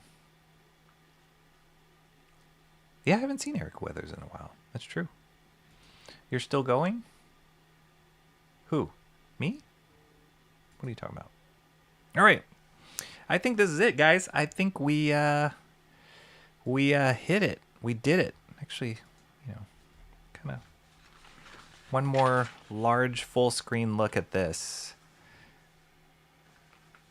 Super extra thanks to Mark's Music Obsession for driving this home. Or bringing this to our attention as he has done. See? Just goes to show you, people. Perseverance works. If you want something bad enough, just keep mentioning it and it'll happen. And extra special thanks to Mark's Music Obsession and Cranberry Langers for the super chats today. I love it. That means the world to me, and that will go far in continuing on this journey of doing this master study and getting this one to a good spot. So thank you guys so much for doing that. I appreciate it a whole heck of a lot. Hey, those gargoyles came out better than thought. Yeah. I got to tweak them a little bit. They're looking a little... They need a little bit of a facelift, but they're close. We need the cheer clapping sound. All right, here we go. Cheer clapping sound, and then I'm going to get out of here. All right. And one of these. All right, everybody. Have a great rest of your Friday. Thank you for joining me here. Hit the like and subscribe. Come join us in Discord. The conversation will continue. Would love to have you guys there. Thanks for your support. As always.